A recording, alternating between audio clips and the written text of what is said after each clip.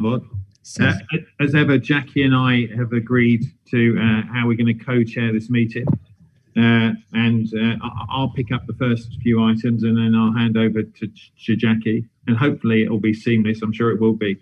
But before we start, I've got an apology to make, and that is that we've just received what would appear to be a credible bomb threat for the Wrexham Minor Hospital. So I've just left the meeting with Joe and Jill, who may be delayed joining us because of the fact that, as you might well imagine, the executive team need to take control of the response to the bomb threat. They may be without them for the next 10 to 15 minutes. It may be longer. So with Jackie's agreement, Jackie, if you're happy, I'll, with you, move some of the later items forward because Jill and Joe aren't with us. So we may well turn to Chris and to Teresa to pick the items up first, if that's okay with you, Jackie. Yeah, not a problem, Mark. Okay, right. Thank you. So the draft minutes of the last meeting have been circulated. Are colleagues happy with the minutes in terms of their accuracy?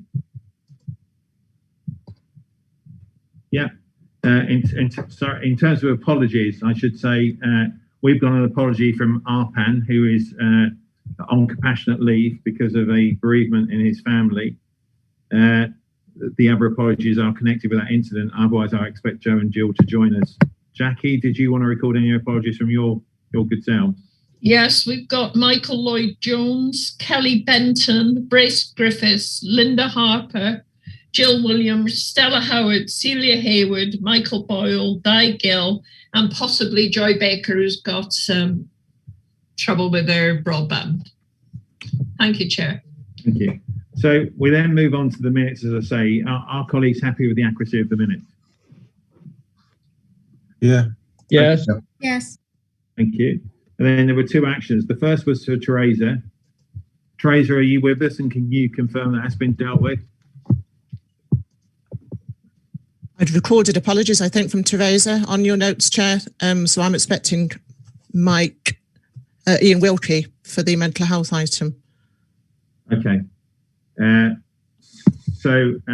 In the absence of anybody identifying to the contrary, I'll assume that action has been dealt with. Yes, Chair. Both actions from the minutes went on to our wider Health Board action log, and so went back to board during 2020 and were closed down. Okay, all right. Thanks, Kate. Thanks for your guiding hand. Okay, thank you.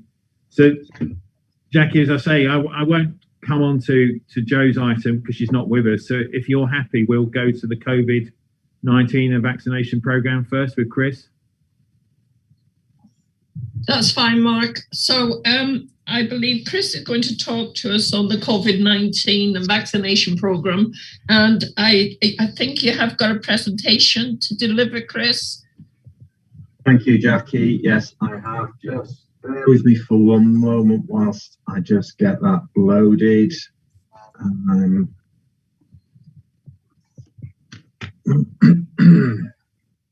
I'm hoping now that you can see that presentation. Yes. Fantastic. Thank you. Okay. So I'll take us through the slides and then hopefully they'll lead into the necessary questions. So starting off in terms of coronavirus, it's worth reflecting, I think, that we have now been in a pandemic state in the UK for just over a year. I think we've all been on our individual journeys, but the collective journey has been a significant one. We've been through 3 waves in the UK of increased coronavirus activity within our communities, and that has been the case in North Wales too. In the last month or so, the levels of coronavirus transmission that we saw in December and January have started to come down nicely after what was the 3rd wave. If I was to show you that 3rd wave pictorially, this chart here shows the time period from December through to now. It is split down for each of our local authority areas. You'll see Denbighshire, Flintshire and Wrexham, and the very big spikes that occurred in those communities and compared to where they've come down to now, which is much lower and levels at the moment that we haven't seen for many months. The same is to some degree mirrored in those local authority areas further west, although they're much flatter and slightly more prolonged, so flatter and longer. But in all of those areas now, we're seeing levels which are much lower than we have within our communities, which has got to be a good thing. In terms of our hospital inpatient activity, they, as you would imagine, that more or less follows the community levels of activity. So in the east, we saw a rise, which is now coming down nicely.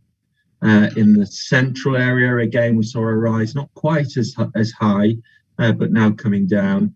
And in the west, we also saw a rise, which was later than the rise in the east, and also now starting to come down. In all three waves, we've seen that activity a little bit later in our hospital provision in the west, so I do expect that to continue to decrease. At the moment, we have 105 inpatients in our hospitals receiving care for COVID or having recently had COVID. For the first time last week, I reported to board that 2 of our critical care units no longer had any patients with COVID in them, and it was a huge step forward for us. I'm going to move on now to the TTP programme. TTP is Test, Trace and Protect, and it's the public health programme which is underpinning the whole approach in Wales. It's an approach that we follow absolutely hand in hand with our partners, and is absolutely critical in terms of how we've got those levels down here in North Wales. In terms of our testing, we have excellent community testing provision in North Wales now, and that continues to be the case in almost all of our testing environments, of which there are multiple across North Wales. We have more testing capacity than people requiring tests, and so we're able to test people very quickly now as soon as they make contact with us. In addition, the test results come back comparatively quickly now compared to in those first and second waves where testing capacity was a little bit more of a challenge. And that makes it much easier now for us to not only ensure that we're picking up activity within communities really quickly, but it helps massively in terms of how we then trace people and ensure that onward transmission of coronavirus is limited. And I'll come back to that in a moment. As part of our testing programme, we have, along with other areas of Wales, rolled out an asymptomatic testing programme in the course of the last week or two. What this means now is that if you are an individual who cannot work from home, then if you request, then we will provide you with home tests, which you undertake twice a week, that you can, as the name suggests, undertake them from home. They give you a result within about half an hour or so. And if those results are positive, then you contact us, and then we would then arrange a laboratory test just to confirm that result, and then work through any contacts that need to be traced. At the moment, those test kits can be picked up each morning from 3 of our testing sites in North Wales. We're looking at expanding that as soon as we possibly can. The details for this are all on our website, so that when we have been able to expand collection points, we can keep people up to date. So that's a positive step forward for us here in North Wales. I referred to the trace and the contact tracing in Wales. We do backwards tracing as well as forwards tracing. What that means is forwards tracing is where you try to contact anybody that an individual has come into contact with after being diagnosed, after developing symptoms for COVID. Backwards tracing takes it a bit further, and that takes us to a place where we look to try and find the person that person caught their COVID from, and then trace back from that individual. It takes more time, it takes more people to do that, but all of the evolving evidence across the world demonstrates that taking a backward and a forward approach results in even better contact tracing. And we now have the capacity in North Wales, and have had for a little while now, to be able to do both forms of tracing. So that is an important point to share with you. The vaccination programme is an area that I next wanted to cover. The vaccinations, we have now given just over 500,000 COVID doses of vaccination here in North Wales.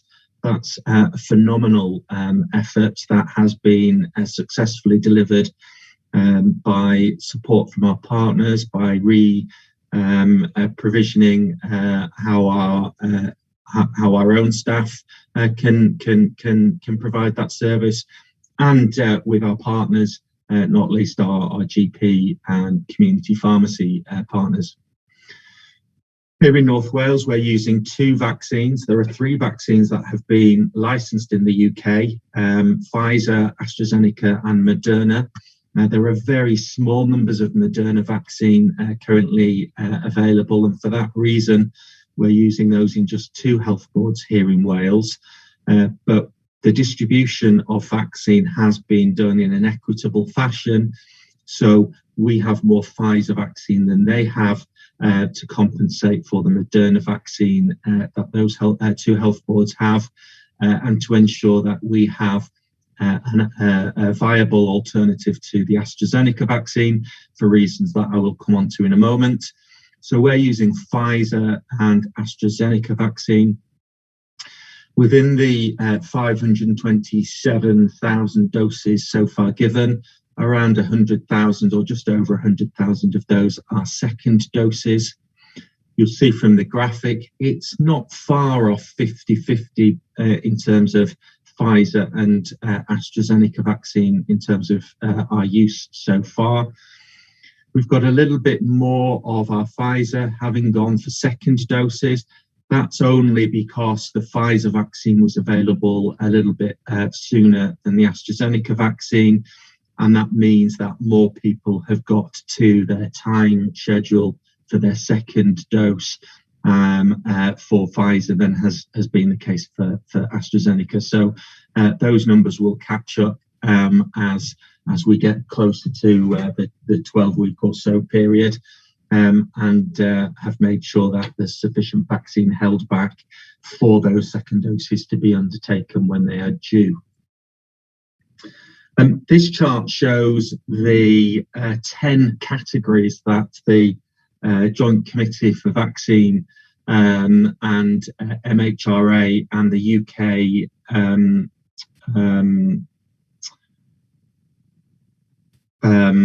chief medical officers have agreed as being the right cohort for vaccinating and the right order for vaccinating individuals. And you'll see, if we look at first doses and second doses, that as we move down those categories in risk order, almost all of those groups have now received their first dose.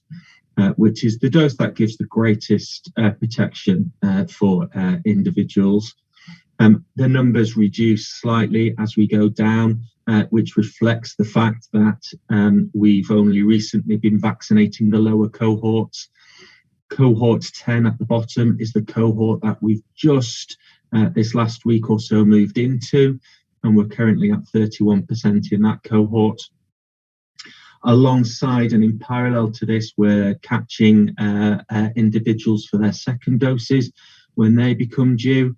At the moment, it's really only the top 3 cohorts that have been due for their second doses, which shows that their levels are pretty similar to their first doses, showing that the majority of people have now received a full course there. In the coming few weeks, we'll see full courses follow through to those other cohorts a little lower, as I've just said. So really strong progress being made in terms of vaccinating, not just across Wales, but I specifically call out our vaccination in North Wales, and the fact that we are rapidly moving through our population.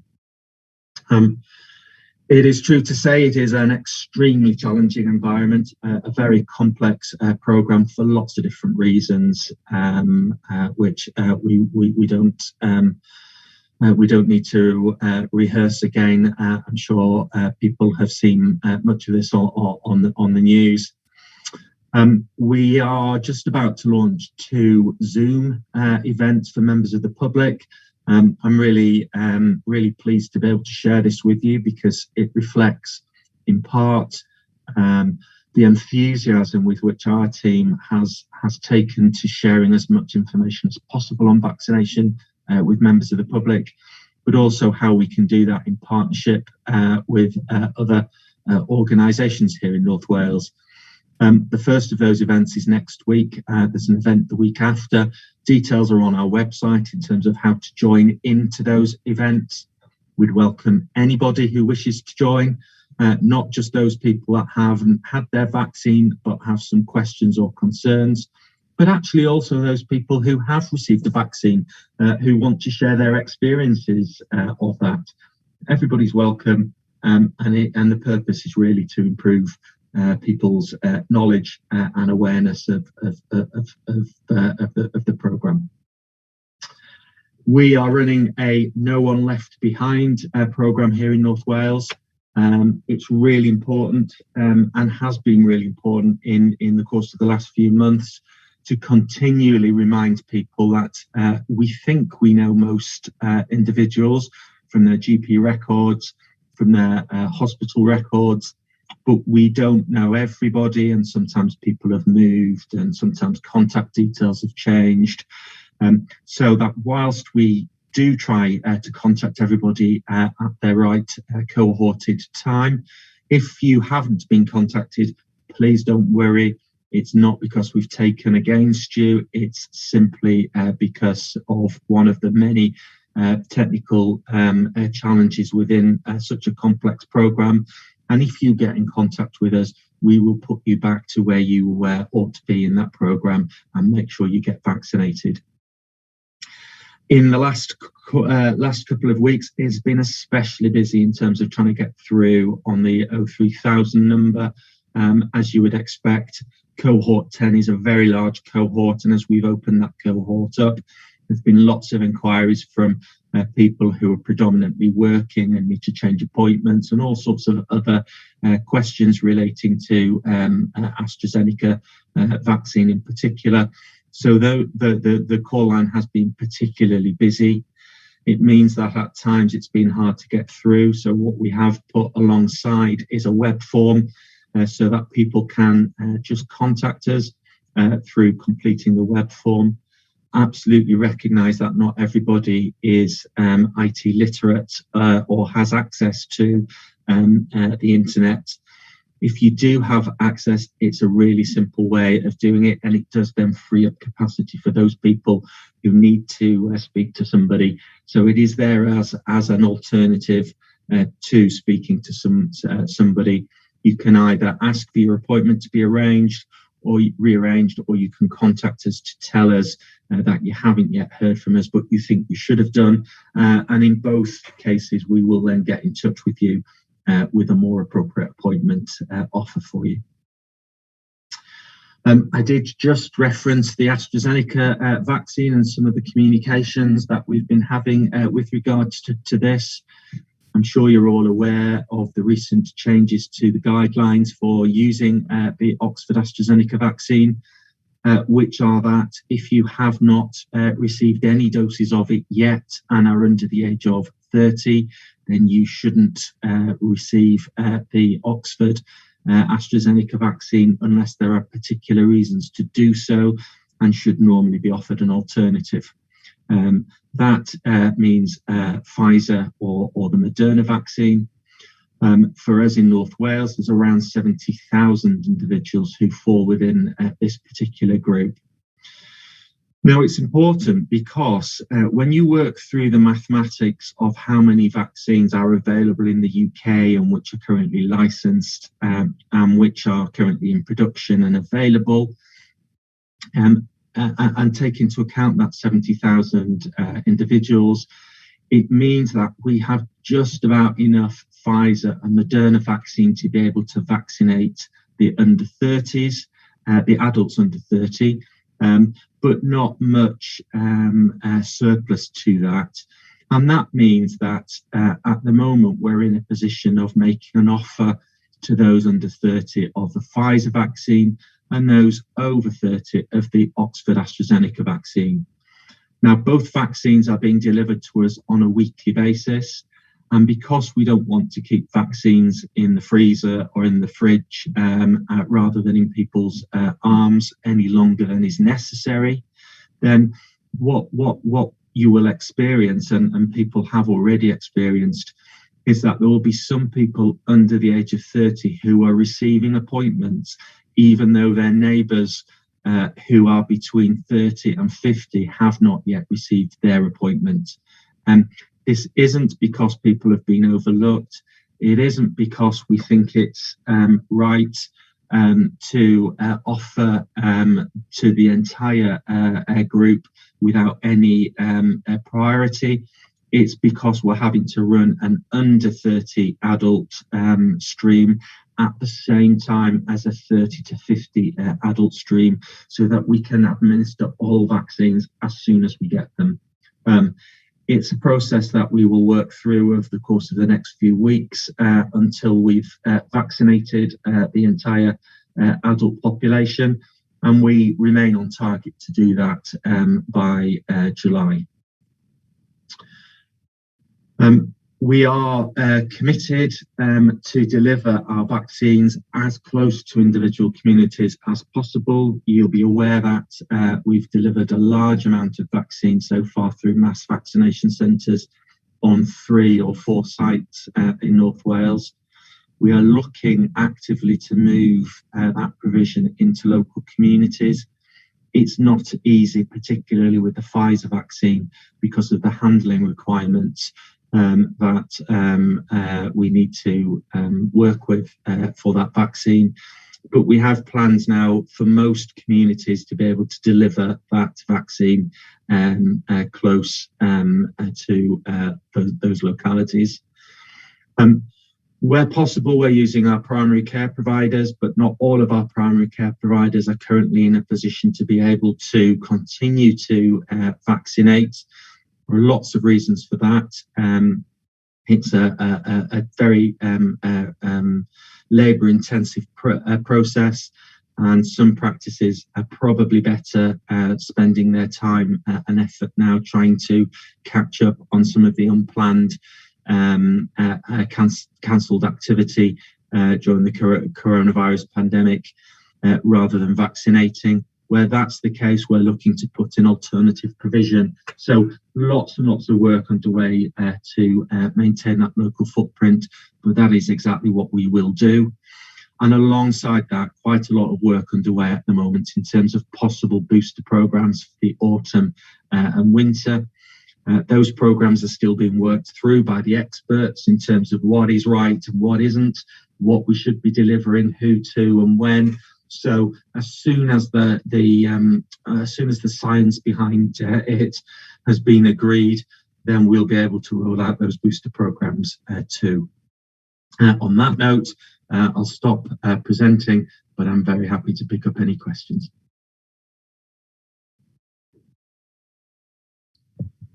Chris, before I open it up, a couple of things. First of all, we've invested a lot of time in briefing stakeholders as we've gone through the vaccination programme. So there have been regular sessions with the members of the Senate and MPs from each of the political parties, albeit that is largely on hold now because of PERDA. And Chris, did you just want to cover the query we've had this week as far as you can in terms of Flintshire? Flintshire appears to be falling behind in terms of the more recent groups, but you're examining that, I know. Can we just touch upon that? It does. We publish our data on a daily basis and have done all the way through. I've always believed that to be the right thing to do from a transparency perspective, and so we've provided as much granular detail as possible. And one of the things that has identified over the course of the last week or so is that local authority areas are getting through different cohorts of the population at slightly different times. There are lots of reasons for that, and we intervene on a daily basis to try and even that out. This week, what we have identified is that there is a lower uptake of vaccination in Flintshire for the 40 to 49 year populations. There are, as we've looked into this, a number of reasons for this. Some of it is in terms of GP capacity, but some of it is also in terms of mass vaccination capacity, and some of it is in terms of local community understanding and confidence in the vaccine. In addition, there's probably a group of individuals that we haven't yet captured who have had their vaccinations in England because they're working in health and social care environments in England. So when we capture those pieces of information, it does make the numbers more comparable to other local authority areas. And also when we factor in those people that have appointments booked in the next couple of weeks. All of that said, we're now going away to do a little bit more work in terms of what additional capacity we can put into place in Flintshire over the next week or two, just to catch up and make sure that the distribution across all of our communities is more or less hand in hand as we carry on through cohort 10. Thanks, Chris. It's much appreciated. We appreciate how busy you are, especially during this vaccine. Chris is prepared to take questions from the floor. So if you have got a question for Chris, if you'd like to put your camera on and your microphone and ask your question, that would be appreciated.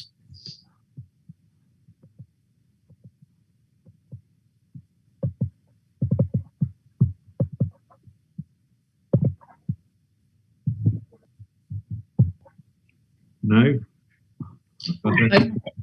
Sorry, I can't work this. Am I all right to speak, Jackie?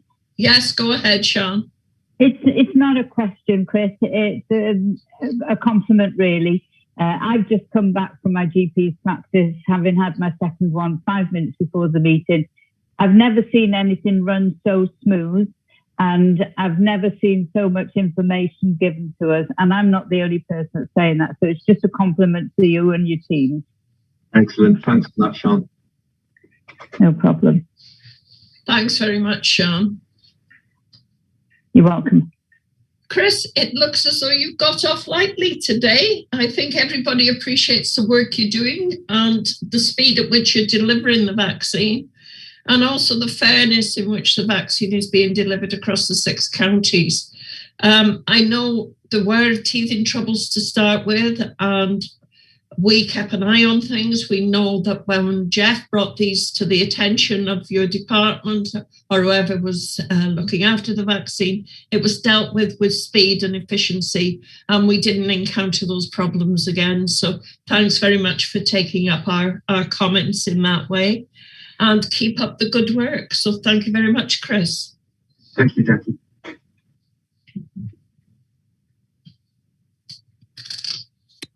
Now, I think, Chris, I don't know if Joe's with us now.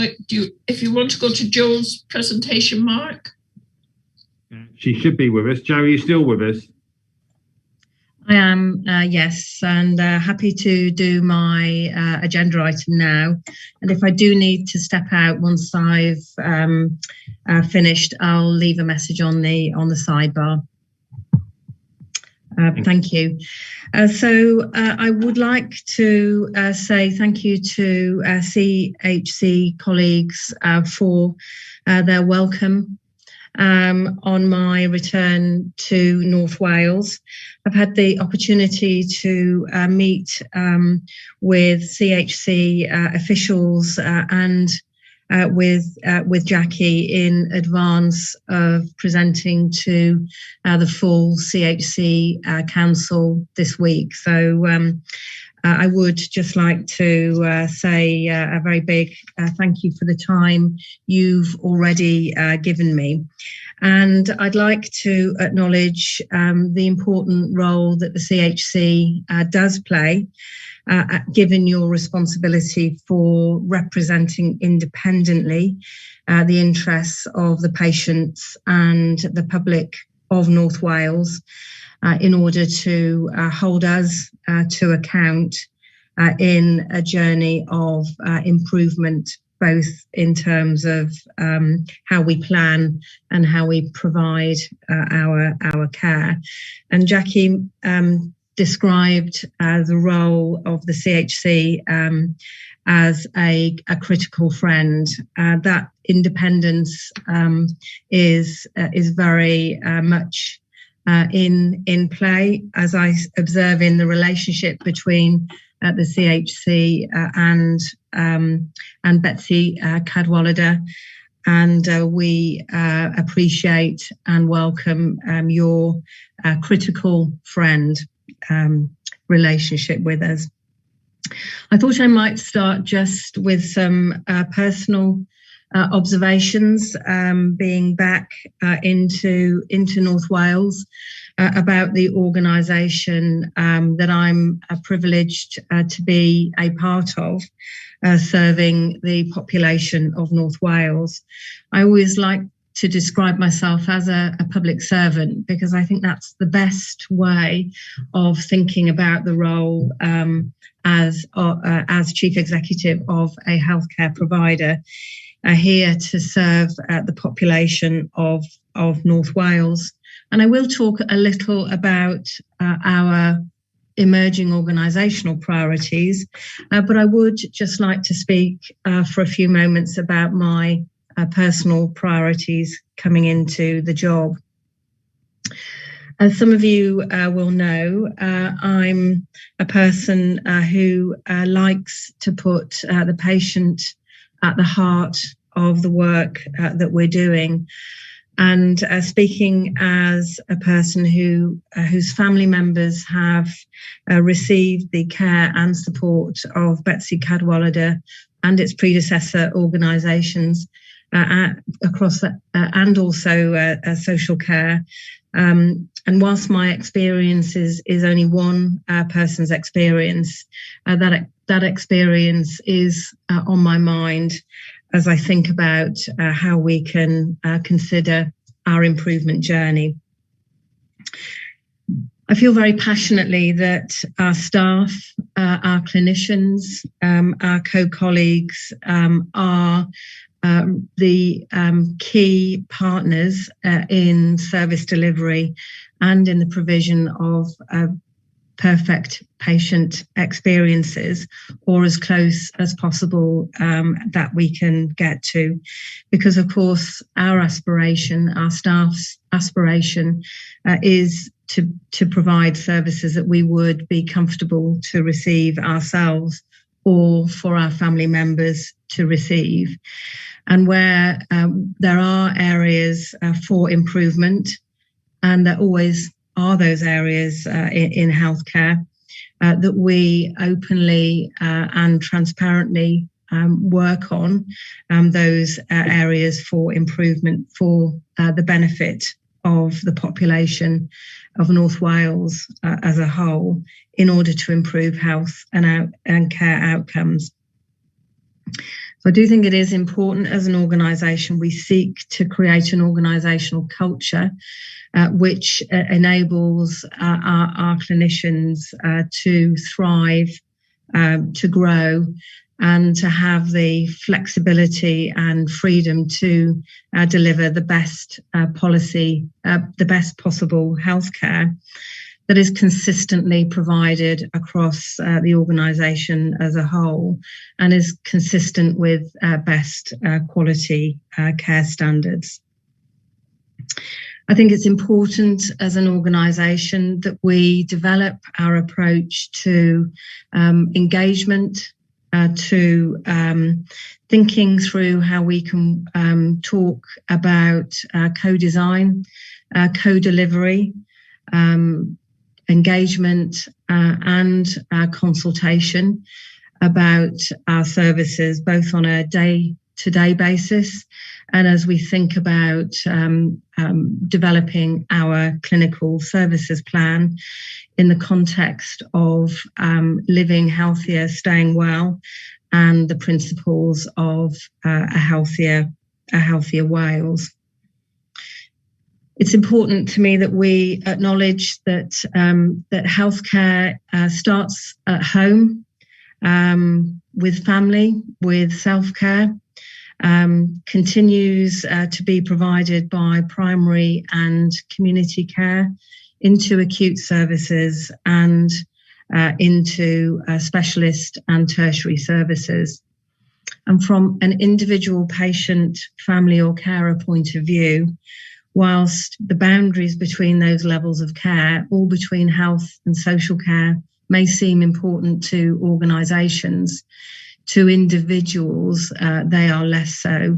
And it's important for Betsy and all of our partner organisations in each locality that we think about how we can deliver care that genuinely has the patient at the heart. Just thinking about our priorities for future years from an organisational point of view. We have, as Chris has spoken, had well over a year now of our COVID-19 response, and we anticipate we will need to continue to be in response mode with regard to COVID-19 for a little while yet, whether that's around testing or vaccination, or whether that's around the continuing provision of support for patients with long COVID, or in a more acute phase, or in a rehabilitation phase. We see that COVID-19 will continue to be a priority for us and our partners during the next period of time. In line with my own personal agenda, and something that the organisation has been committed to and is part of our Living Healthier, Staying Well ethos, is a population healthcare focus. And if COVID-19 has reminded us of anything, it has certainly reminded us of the fact that COVID-19 across internationally has had an impact on some of our more deprived communities and some of our different populations. And maintaining a focus on population and the prevention agenda remains one of our organisational priorities. And linked to that, as does a focus on primary and community care, to enable patients, people to receive the right care in the right place at the right time. We've I've already spoken about COVID-19 in the context of our COVID-19 response, and part of our response to COVID-19 also includes a consideration of the increased waiting times associated with inpatient diagnostic and outpatient care as a consequence of us needing to pause surgery at points in time over the last period of time, and to reflect the fact that in some circumstances, because of the requirements to use enhanced PPE, it is harder for us to treat quite so many patients through our theatres than has been the case. We have already started to implement and think about our planned care recovery. Indeed, that is a separate agenda item for discussion later on during this board to board. In parallel with improving our planned care pathways, we need to maintain our focus on ensuring that patients are able to access unscheduled or emergency or urgent care in a timely and appropriate manner. Whether that's urgent care from a primary care point of view, or indeed at one of the other ends of the care spectrum into our emergency departments within the agreed timeframes. And again, a priority which is referenced later on in terms of our board-to-board agenda, an ongoing priority for mental health services. Now, it's not to say, as I outline our key priorities going forward, that the only things as an organisation we will be focusing on are those areas that I have drawn out for particular attention. An organisation the size of Betsy Cadwallader operates, of course, across a vast range of services across a large geography. And of course, there will be other areas of service development and priorities that we will continue to focus upon as we move into this financial year and across the longer term. I'm very happy to take any questions or comments on either my personal priorities or the priorities I've outlined for our organisation. Thank you.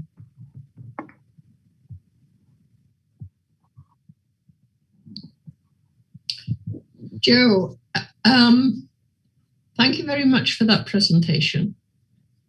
I appreciate the job that you've got ahead of you. It isn't a small area of work, it's massive, and with the community hospitals, COVID and everything, it is going to be very difficult.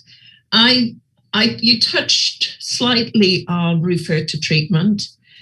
I've got a question which you probably can't answer as yet, but I'm concerned about the number of people in our communities that haven't yet had that first referral visit, that have been to their GP and are sitting on the sidelines waiting and wondering how long it's going to be before they have their initial consultation. There must be an awful lot of people throughout North Wales that are feeling, when am I going to get that telephone, or when am I going to get that email? Have you any idea on how we're going to overcome some of these fears for the community? Thank you. And Jackie, you're right to acknowledge not only the patients who are waiting on our outpatient day case or inpatient waiting lists, but also those patients who are being managed by their primary care clinician, and then a group of patients who I think we do all absolutely worry about, those patients who are managing their conditions and haven't yet gone to their GP. We are already starting to restart some of our planned care services, and are already operating waiting list initiatives on some of our sites in the week at the weekends, in order for us to be able to start to work down the list of patients that we do have. A lot of our communications through social media and more generally into primary care is to give the message that please don't sit on your symptoms. If you are worried, if you do have a concern, please do see your general practitioner.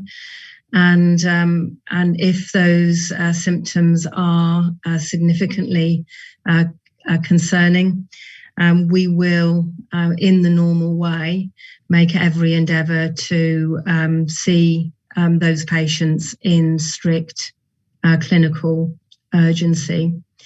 Unfortunately, that does mean some of the patients that we like to describe as routine patients, but I absolutely acknowledge there's nothing routine about waiting with a painful hip or knee for a replacement. But it does mean that some of those waiting times for some of those specialties will unfortunately be extended.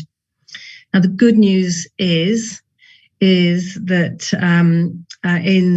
in partnership with Welsh Government, we are working very hard to invest additional resources, new money, into putting additional capacity in, not just on the hospital sites with theatres, day case facilities, and extra imaging being brought in, but also into primary care to ensure that where possible, people are able to be managed in primary care too.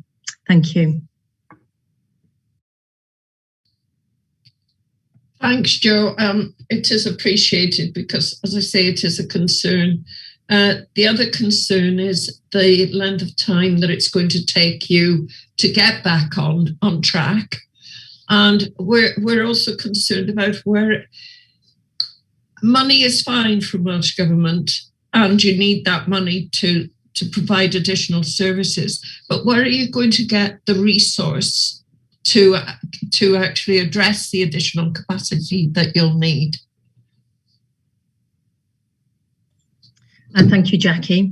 It is nice to have the additional resources in acknowledgement of the additional activity that we need to complete. And the answer to the finding the doctors, the nurses, and the other practitioners who together create the multidisciplinary team is variable depending on specialties. So, for example, we are looking at partnerships with providers who are willing to work with us to provide additional medical and nursing staff, along with additional physical capacity, to use our theatre space at the weekends and in the evenings when they're not routinely used by our own staff. So we are already working with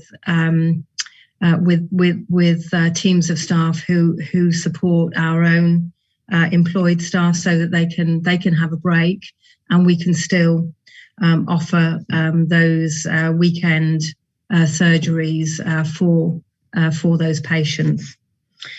We always have had a history of working well in partnership in North Wales with our private sector colleagues, and we would anticipate some of those private sector arrangements by way of waiting list initiatives continuing, because we see that as a positive partnership in order to reduce waiting times. We're also looking at very innovative staffing models. So Health Education Improvement Wales have over a number of years been training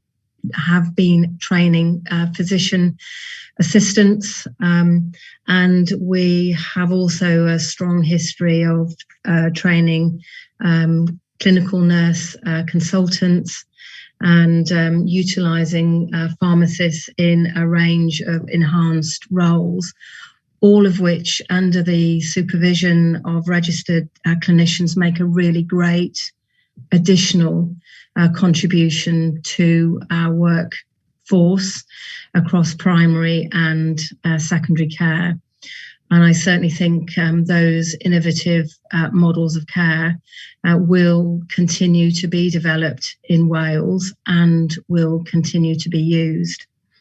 My final point is one of strategy, and that is we are hopeful that the development of a North Wales medical and medical sciences school, it will become a possibility, because we see that important development for North Wales as being a really great opportunity for us to look at the range of skills and to increase the research and innovation within North Wales, which in turn will help us attract the numbers of clinicians that we will need in order to deal with the volume of work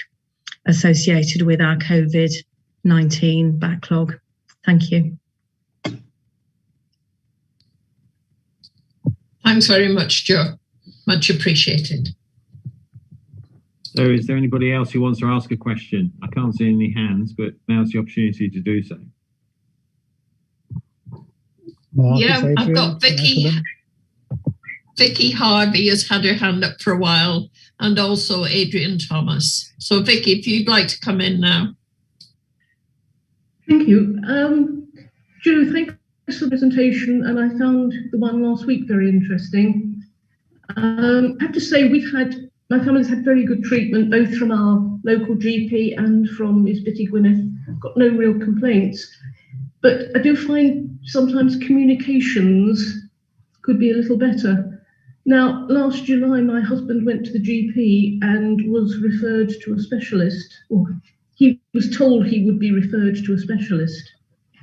We've heard nothing since, so that's 10.5 months.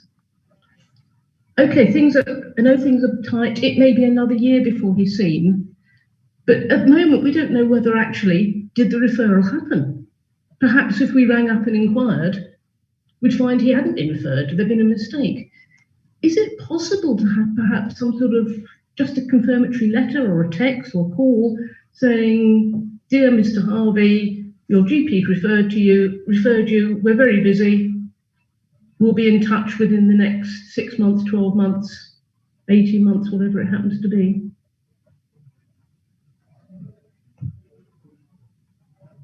You're muted, Jo. There's always one, isn't there, Vicky? There is always one. Apologies. Vicky, if you let me have your husband's details outside of this call, I will follow up his individual case. But to your more general point, That is a really interesting suggestion, and if I may, I'd like to take that back and talk to our colleagues about the feasibility. More and more, we are using the phone to text, communicate, and please let me go back and follow up your idea, which I think is a really helpful one. Thank you.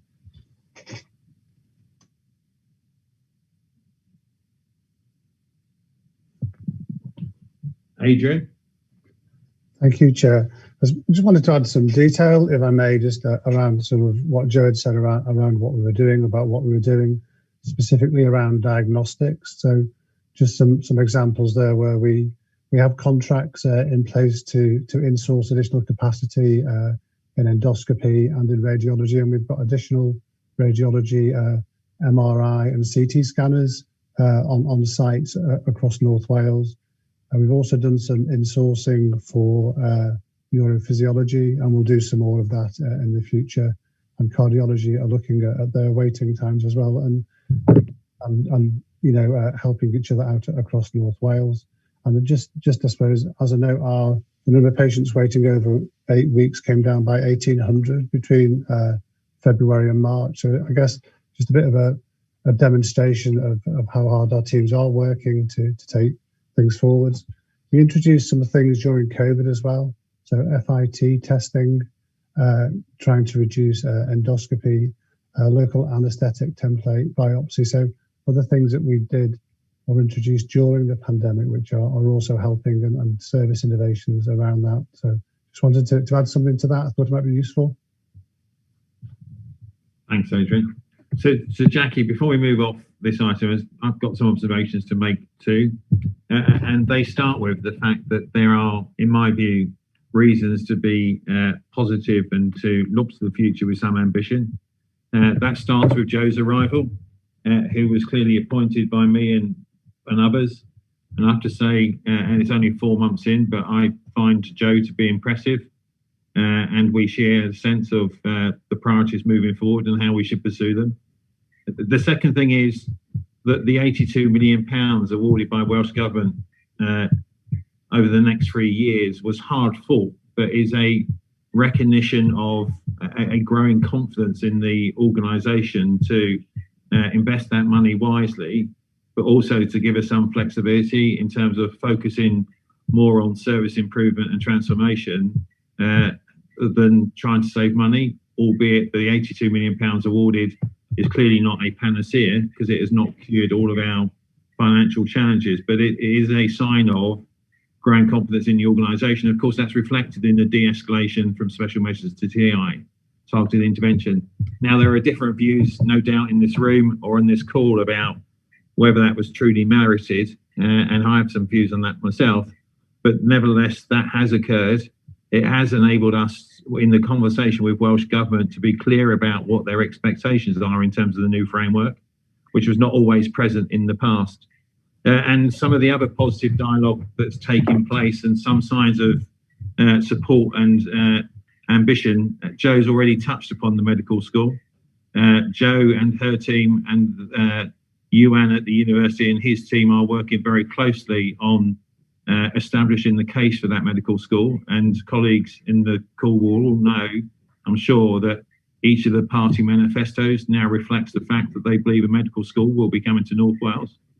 And then finally, the scale of some of the plans that are now emerging, either in terms of the diagnostic and treatment centres or some other key initiatives.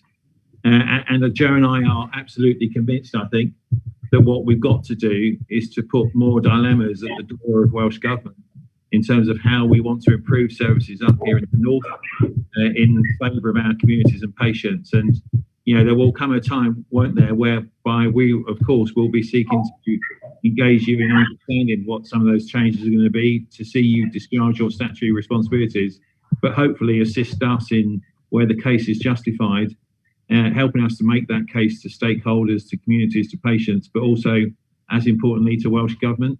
So I do think, and notwithstanding all the challenges that we face at the moment, including COVID, there is reason to look forward with some positivity for the reasons I've described. And some will know I wouldn't say that if I didn't think there was merit in what I was saying and the scope to be positive. Thanks, Mark. Perhaps we finish this agenda item a little bit too quickly because there does appear to be another hand that's been up for some time. So if Joe's prepared to take a question again, thanks, Joe. It's Shan Ramasser. Thank you. Joe, I know you've got a big task in front of you, but will you be looking at existing services and how we can improve on those? Stroke is the bugbear for me. I think we've come from having a specialist stroke unit based at St Asaph, a specialist stroke outreach team, which was run by the medics there, to being in an environment which was conducive with rehabilitation, now to be in the main hospital in one ward. And I'm wondering whether that's going to be on your longer term agenda to look at how we can get back to a place of excellence, which was the stroke unit in the future. Thank you, Sian. Stroke services is just one example of a priority that we will be pursuing right now, and we have invested quite significantly in developing in a stroke business case, which is due to go live, if you like, with a model of care which it definitely complements and adds to the acute hospital-based stroke provision. So, yes, the effort is around existing services as well as around urgent and planned care, and we are, as an organisation, increasing our investment in stroke services during the current financial year. Thank you. Thank you. Thanks very much, Joe, for taking the time out. Thank you so much. I think our next agenda item is on planned care, and I believe Jill's with us now and is going to give us a presentation. I am, and thank you, Jackie. And some of the points that have been made in Joe's, I think Chris is going to share for me because I've got a few problems with my technology. Is that right, Chris?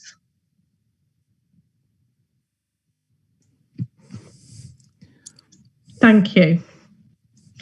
The point I was going to make is that some of the points that Joe has made, I will reinforce and would really welcome some feedback on this. Planned care really is a challenge. It was a challenge for us before COVID. It's a significant challenge for us now, and you'll have heard that across all health services. But it is something that we've been working on throughout the COVID last 12 months.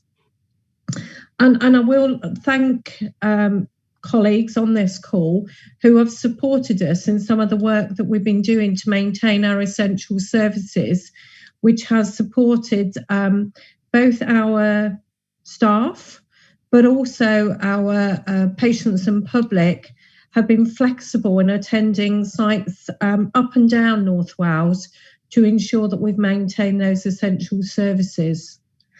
And actually, that is something we have learned from COVID, and we are keen that we have equity across the whole of North Wales for some of these services that people are accessing. So we're talking about the single cancer pathway, and the work that has been done has been quite significant across North Wales. But again, it does remain a challenge. And one of the concerns that we do have is that many of the people who are diagnosed with cancer will not come through a formalised, what we would term urgent cancer referral. They will come through presentations in other ways. So we are really cognizant of the fact that our single cancer pathway, a big part of this is ensuring the public and indeed our primary care colleagues working alongside us so that we can ensure that people get access at the earliest moment. And you'll have heard Adrian's point earlier about the investment that the Health Board has made to ensure that we are maintaining provision of endoscopy, CT and diagnostics to support that. I also want to touch on some of the different ways of working, and as I've alluded to earlier, we have seen our staff collaborate and corroborate in a very different way over the last 12 months, and that has been fantastic. It's something we want to build upon. It's allowed us to develop a number of cross-system pathways from primary care into secondary care and support the home first agenda when we're discharging. But that is something we need to build upon. And I've alluded to as well that as we get into some of those subspecialties, some of those different waiting lists, the principles of our staff being far more flexible has been critical and will remain is remaining very much in our sites. You'll also have seen that we've done a lot of virtual platform working. That is not just about clinics for our accessing our patients and publics via virtual clinics, but some of the things that we do want to build upon is ensuring that specialist advice is available to primary care practitioners and other practitioners that may deflect an emergency attendance at our ED or an unnecessary outpatient appointment. So we want to build on those different ways of working. We'll come on in the slides to the restart of routine activity, and can I just say again, support from yourselves, we have been able to ensure that prioritised care has taken place, and we've worked out on the P1 to P4 principles that you've seen in the Welsh Government guidance. That has been clinically driven to ensure that we are seeing those most in need of the services first. That has meant a big inequity and a growing of our waiting lists. But what we have seen is Wrexham Myler has recommenced nearly all of its activity, and orthopaedics is scheduled to come in place on May. What I will say, and I think Jo alluded to in her presentation, is we're not seeing the same level of, dare I say, efficiency when we're undertaking those lists, because there is the increase in PPE. We're obviously ensuring that those patients are both vaccinated, staff are vaccinated, tested. So all of that has meant that the efficiency, both in our diagnostics and in our elective care, has not been as we would have wished. And even now, when we're returning it to a more normalised platform. Glenclwyd, as you will see, is commencing elective activity in April, with orthopaedics in May. Ysbyty Gwynedd, again, is beginning to commence that elective activity. But we have had outbreaks across our sites. I think it would be reasonable to say in any third wave, I'm not going to say that we're never going to have another outbreak. I am sure we will. It's our response to those outbreaks that is important, but it has impacted our ability to undertake surgery. Chris, you're doing a great job as the slide person. Thank you very much. So want to focus on some of those that are most challenging, and eye care is one of those that is most challenging. We're working with Welsh Government what we can do for a centralised cataract centre, but conscious whatever we do there is going to take some time. So in the background, we are scoping the use of mobile cataract theatres. You will have, I'm sure, heard of those being utilised elsewhere in the UK, and the principle is that will enable us to do things quickly, is also responsive to some of the geographical challenges that we see across North Wales. We are also conscious that there is inequity in the waiting list in West, Centre and East. So we are really keen that we equalise that wherever possible. so that we are managing that as a single list, so that the people most in need of that or have been waiting the longest are seen first. So moving on to cancer, I alluded to at the beginning, and Joe, I heard you talk about the patients being part of the health conversation. And the responsibilities that we have as individuals. So training our staff, working with our staff to help educate the population to spot the signs and not be afraid to come forward. The earlier we can catch this, the better the outcomes. So we are maximising early contact with the healthcare professional. And again, as Adrian alluded to, really trying to prioritise those diagnostics closer to the patient. So we're looking at community access to diagnostics, and you'll know, because I know I've spoken to some of your members about the principles of building on a diagnostic treatment centre model across North Wales to separate planned care from unscheduled care, learn the lessons and COVID, and protect that planned care moving forward. And we have had conversations and continue to have conversations with Welsh Government about progressing that. But clearly that is going to take some time. In the meantime, we are exploring and putting additional theatres on our sites, portable temporary theatres on our sites and temporary wards on our sites, in order to separate and ensure that we've got as green a pathway as we can for our planned care, and really focusing on a once for North Wales approach to reduce that variation. I think this slide is self-explanatory and does give you a sense of the size of the problem, that the challenge, I would say, that the organisation is facing. And I pick up the point that was made earlier about people acknowledging that this is a challenge for not just Betsy, but the health system across the whole of the world, I would suggest right now, is how we manage that planned care waiting list, but actually ensure that we are communicating with our public so they know exactly what is going on.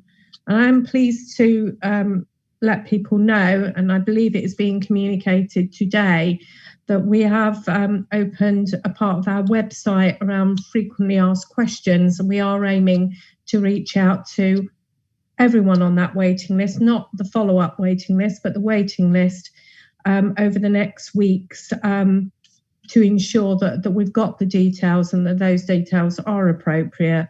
And in some cases, whether people still want that procedure, some of them may have had it, some of them may have decided that is not a procedure they want. Now they're in a different place. So it gives you a sense of the numbers, it gives you the sense of the challenge.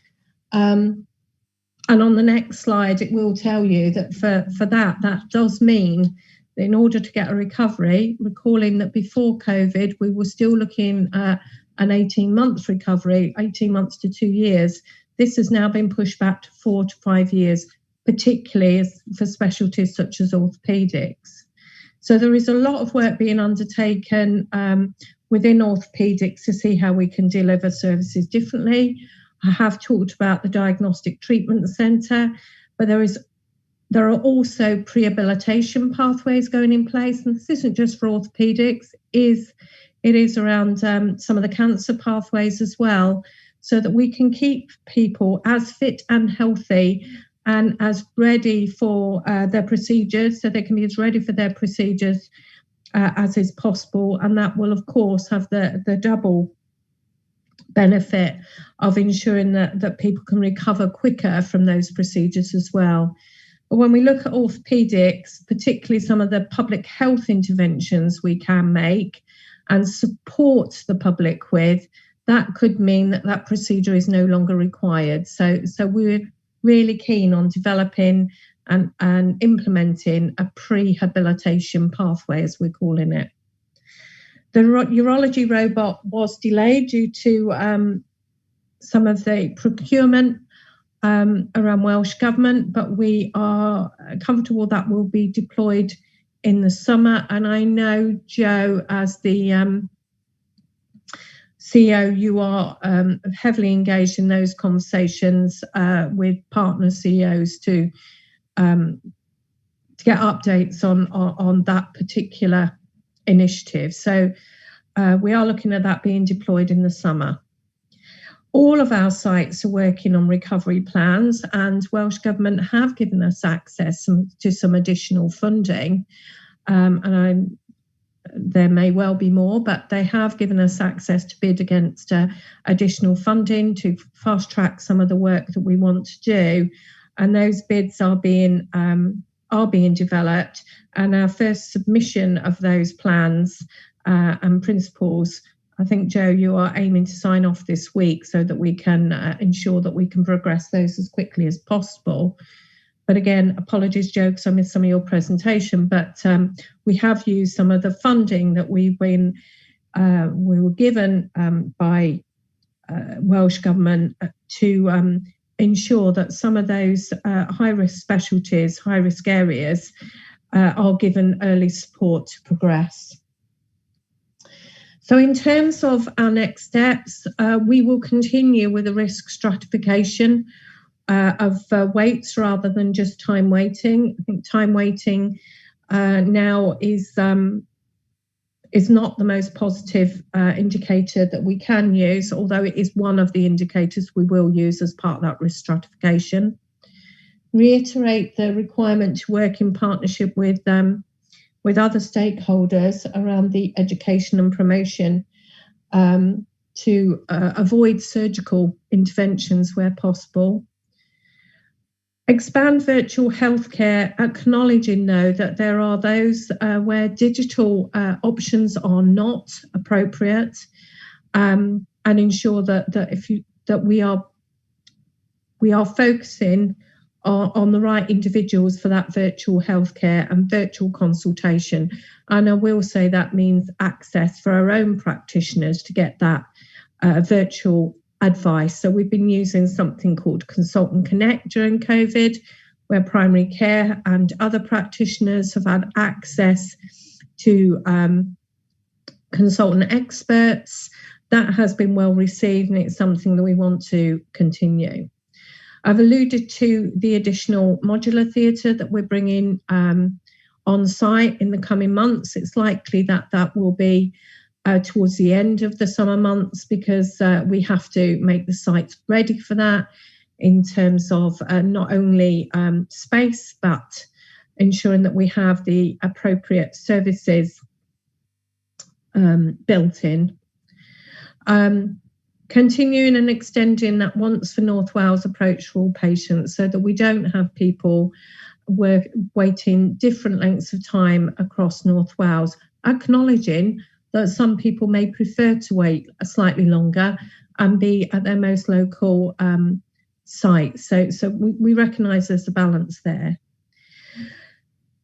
We are working to maximise our current capacity, given the backdrop that Joe has described and I've described in terms of perhaps the efficiencies that we were driving previously is not the option we've got available to us now, but we are looking at best practice across the UK to see how we can improve our current efficiency and work with our clinicians to develop pathways to ensure that we are maximising that. We do continue to insource supporting both substantive staff, but also using insourcing staff.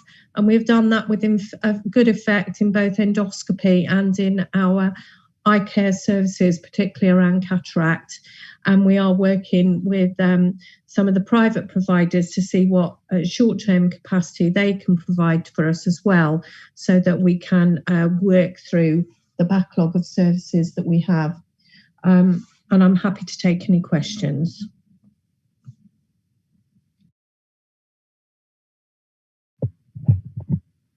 Thank you. I believe Jeff's got a question for you. Yes, I've been involved in the waiting list validation exercise. I think that's been very well done. I was pleased to see that there is clinical involvement where patients have to be taken off the list. That's not the case in the national scheme that Welsh Government are piloting. So I think you're in advance of them there.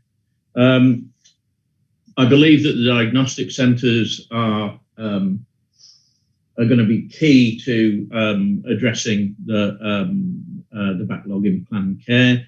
It would be terrific if we could see that happen sooner rather than later.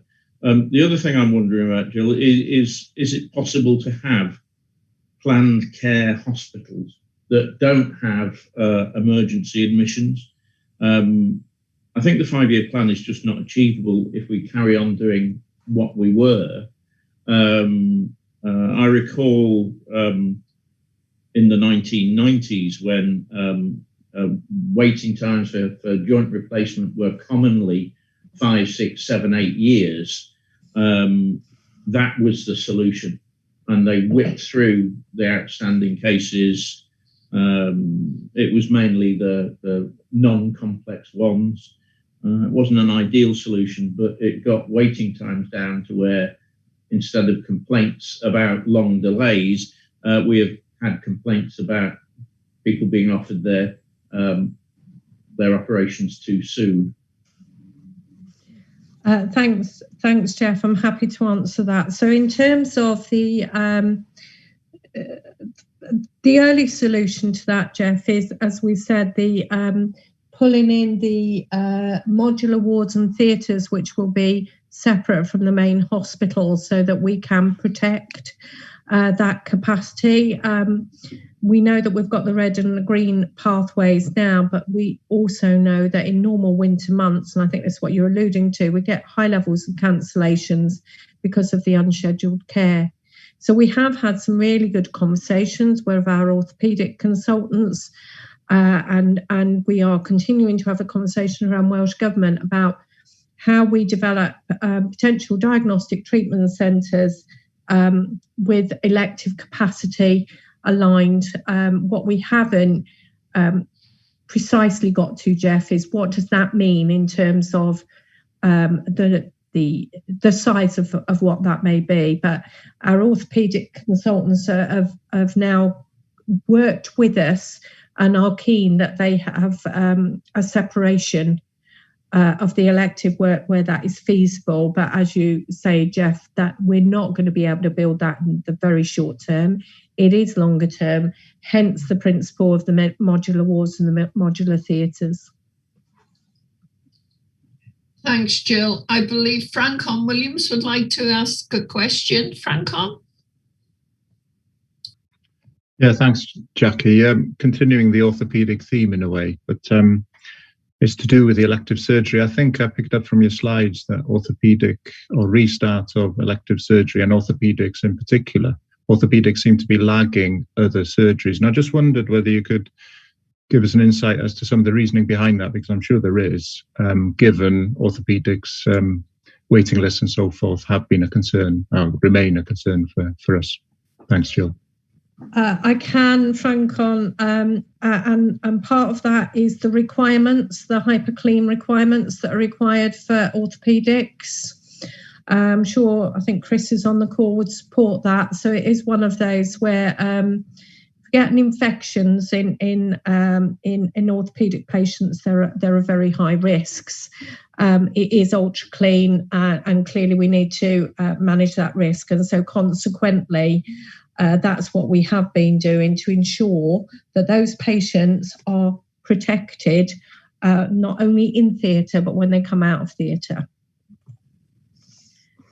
If I may, Francon, orthopedics tend to use particular theatres rather than any theatre. So it's not as easy to take that activity and put it into any old theatre. It has to be a particular theatre that's used for the reasons that Jill has outlined. Yeah, thanks, Joe. It's a laminar airflow theatre that they use, Francom. Ultra clean. I can't see any more questions on this topic, Jill. Has anybody got anything else for Jill on this? No? Thank you for that presentation, Jill, but I believe you're stuck with the next one. You're doing it instead of ARPON, the one on robotic assisted surgery. So thanks, Jackie. And can I also, whilst Chris is loading this, and I'm sure I won't do this anywhere near as well as ARPAN, so apologies. You've definitely got the understudy here. But can I just thank Jeff and the teams as well for being involved in that validation exercise, because that's been really helpful for us. And I'm sure for our own board members, Jeff, you've given us a little bit of assurance as well. So thank you. Okay, so if I can move on to the robotic assisted surgery update, and I've touched on this in my previous presentation. So one of the drivers for this, and there's been a long-term desire of North Wales, is to be able to access robotic techniques, and there's a number of different reasons for that. It's a methodology that more and more clinicians are being trained upon. So in terms of recruitment, they're keen to use the skills that they have been trained for. There are improving outcomes in terms of length of stay. So there's a number of different reasons why we would want to do that. And currently, where those services are required for different diagnosis, we are having to see patients travel quite considerable distances, in some cases as far as London, to ensure that those services, that they can access that treatment. And clearly, that we don't believe that that is ideal, and we don't believe that that is right and proper, that people of North Wales should have to travel those distances. So we, as you know, we did initiate a local procurement process via a lease opportunity, initially to support the provision of urology, but the principle would be that we would want to use that across a number of other surgical specialties, particularly around colorectal, gynecology.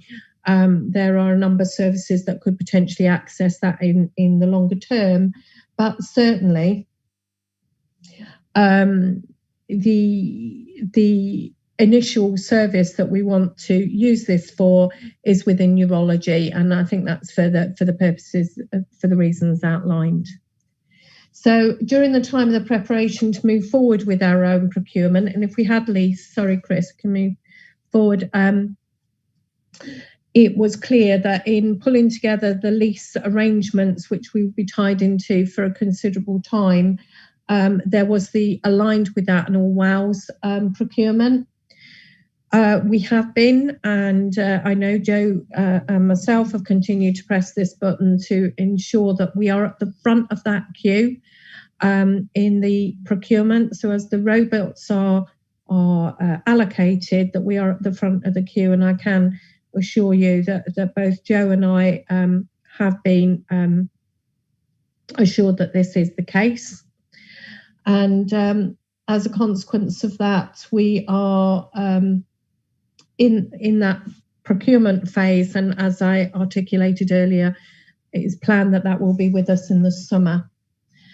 I think we've already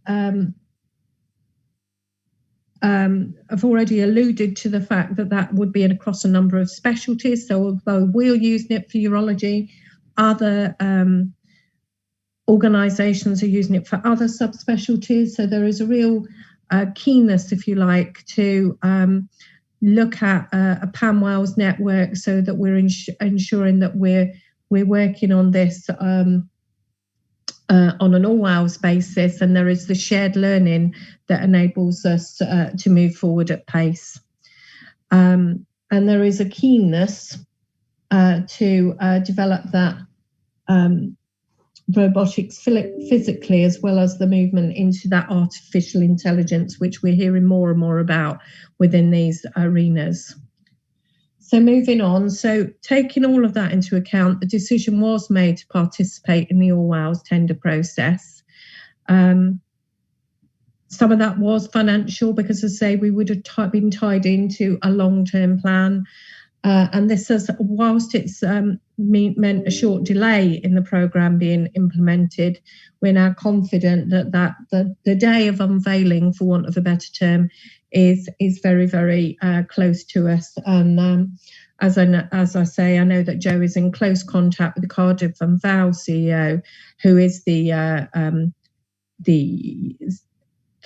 senior responsible officer for this programme, to ensure that meets our needs.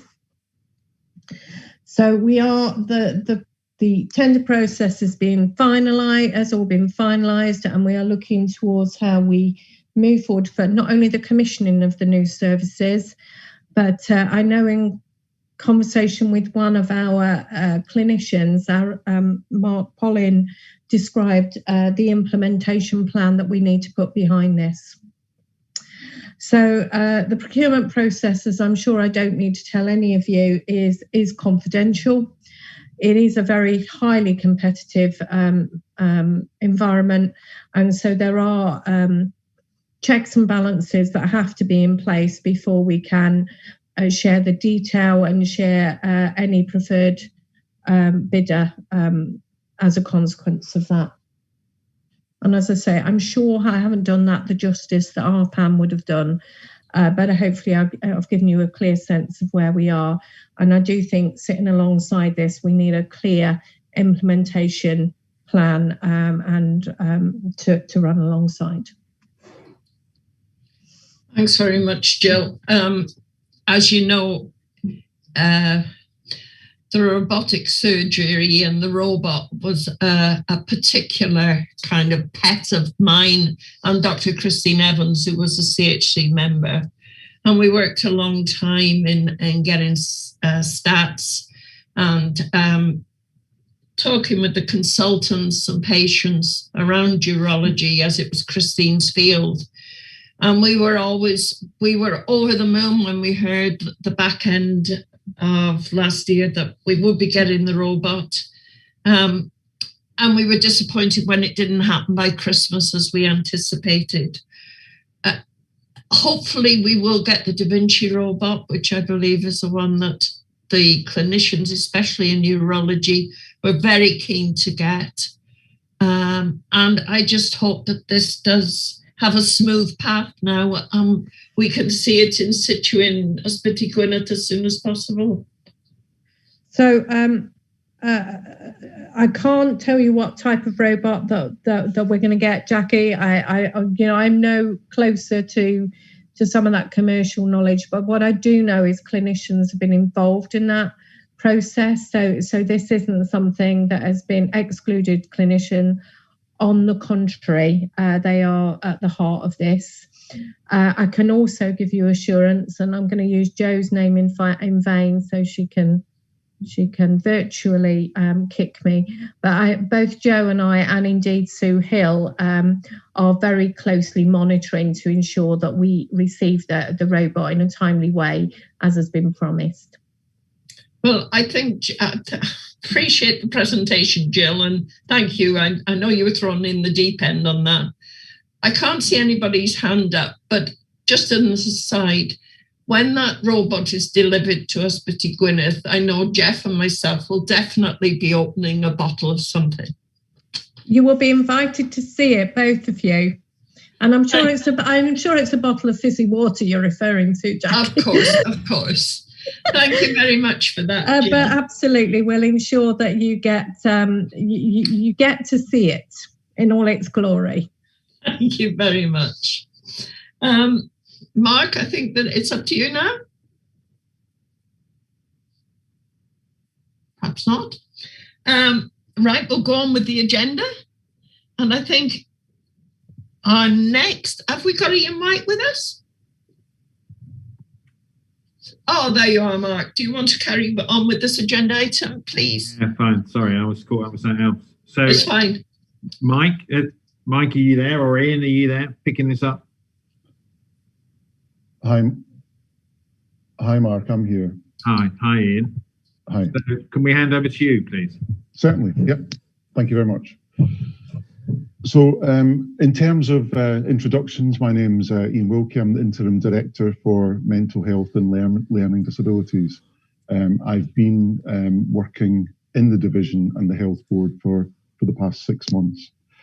So before I go through the slide that I understand that you can all see, I'm not very good technically, I have to say, and I did confirm before doing this that you were able to all see the slide. Is that correct? It's within the pack. Okay, so people can see what I'm talking to. So apologies for my limited IT skills. But before I go through that slide, I'd like to highlight the 4 divisional priorities. So they are, I'm sure we all know them, but I think really important to highlight them because they play a really important part in the work that we're trying to do within the division. So stronger and aligned management and governance, a review of capacity and capability, delivery of safe and effective services and partnership, and engagement with staff, users and stakeholders.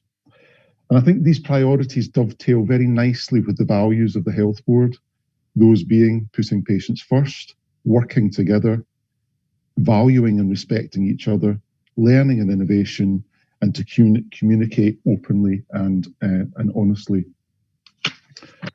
So I think that the priorities and the values are, for me and Mike Smith being the new director of nursing, he's been here for a similar length of time that I have, along with Alberto and Teresa Owen, have been a really useful sort of benchmark for us to utilise going forward.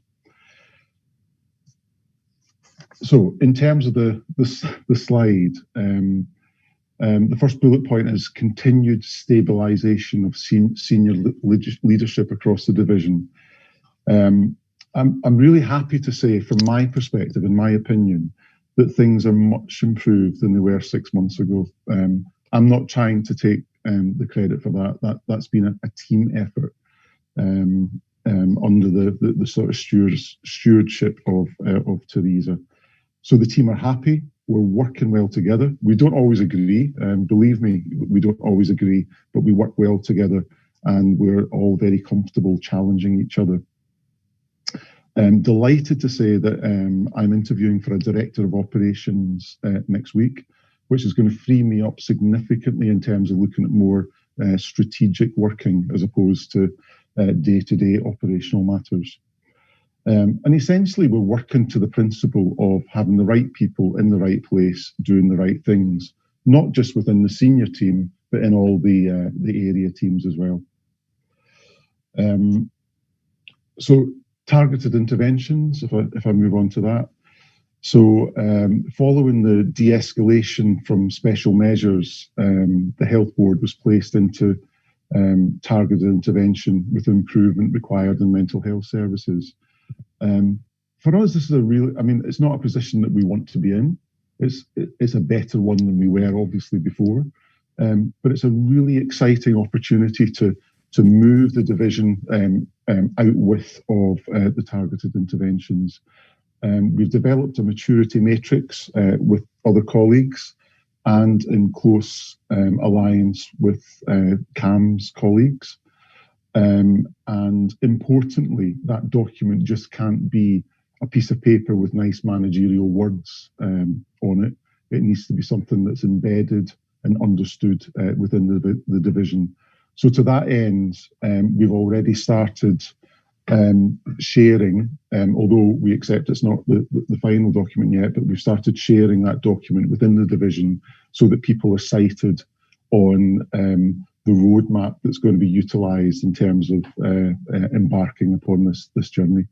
And from my perspective, I think it gets rid of a lot of the vagueness that was around before, and gives people something very specific to lay their hats on, so to speak.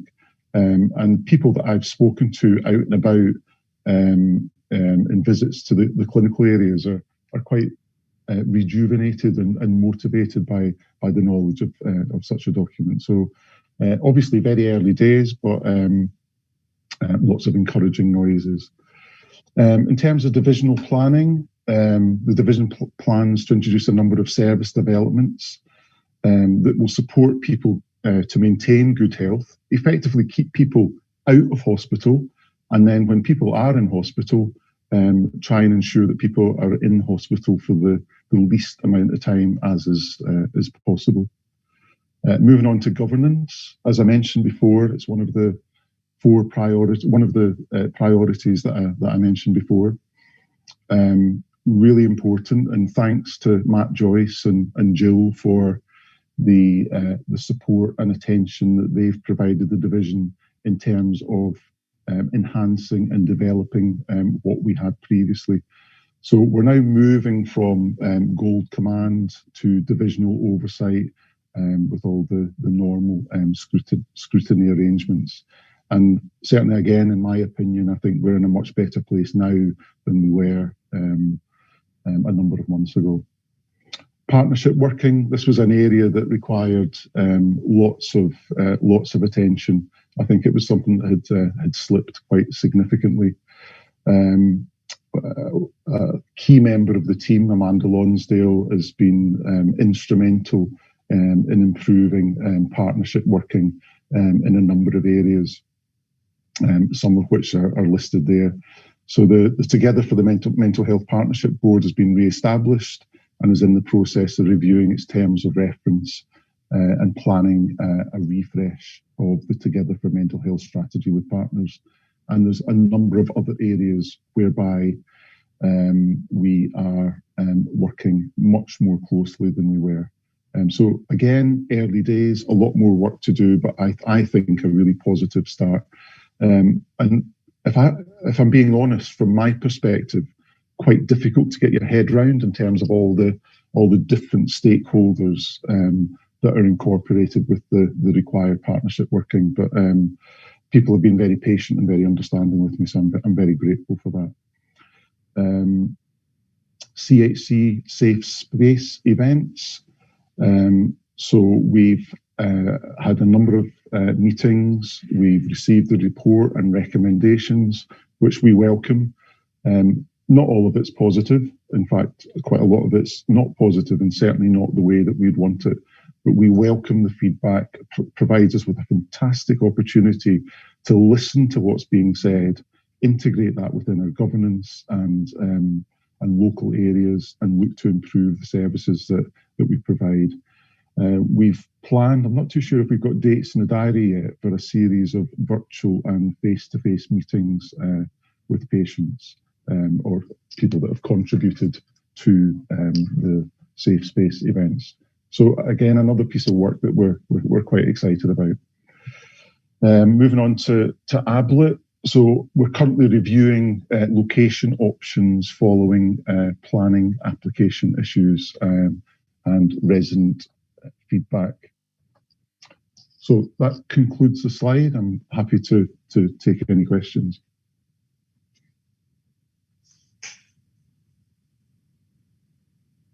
Thanks, Ian. Before I open it up, I'll ask Lucy if she wants to comment as the independent member lead for mental health. Lucy? Thanks very much, Mark. Yes, I think Ian's provided a very good summary there. We've certainly seen some significant changes in the division over the last few months. There's a real change in energy across the division, and I've been undertaking a number of site visits myself over the past few weeks, and the commitment of the staff, I think, was very evident in going round, and they're also feeling that improved energy. That said, as you said, Ian, there's obviously, we recognise there's still a lot of work to go, and the feedback that we're getting on patient experience is something that we are absolutely committed to responding to. And the refocusing the Together for Mental Health strategy, making it a proper Together for Mental Health strategy with our partners, I think gives us a really good opportunity as well to make sure that we are going to be able to provide mental health services in the future that are fit for responding to some of the changes that we are anticipating as a result of the pandemic. So I'd just like to recognise Teresa's improved leadership across the division, and also yourself, Ian, with the senior leadership team as well. Thank you. Thank you, Lucy. That's very kind of you. And if I could just thank you and Mark and Joe for taking the time out to visit the clinical areas. It genuinely very, very well received. So thanks very much for that, and hopefully there'll be a lot more of that in the future. Ian, it might be remiss of us if we didn't touch upon the tragic suicide the other night and the response to that, please. Absolutely. Tragic. The staff and patients that work and reside at Hairguest are going through a very difficult time just now.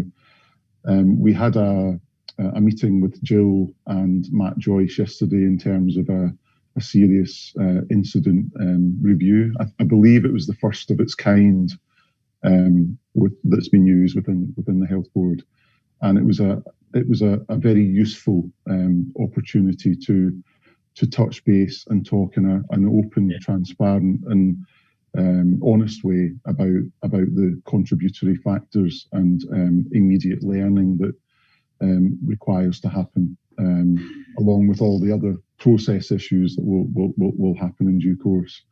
But the patient's family and the other patients that reside on the ward and the staff are all being supported in the way that you would expect them to be.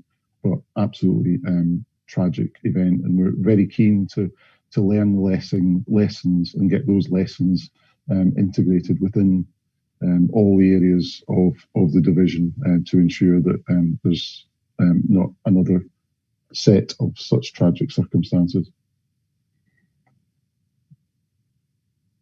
Thanks, Ian. Okay, Francon, you got your hand up. Yeah, thanks, Mark, and thanks for the presentation, Ian. And yeah, the service is moving forward. I'm pleased about that.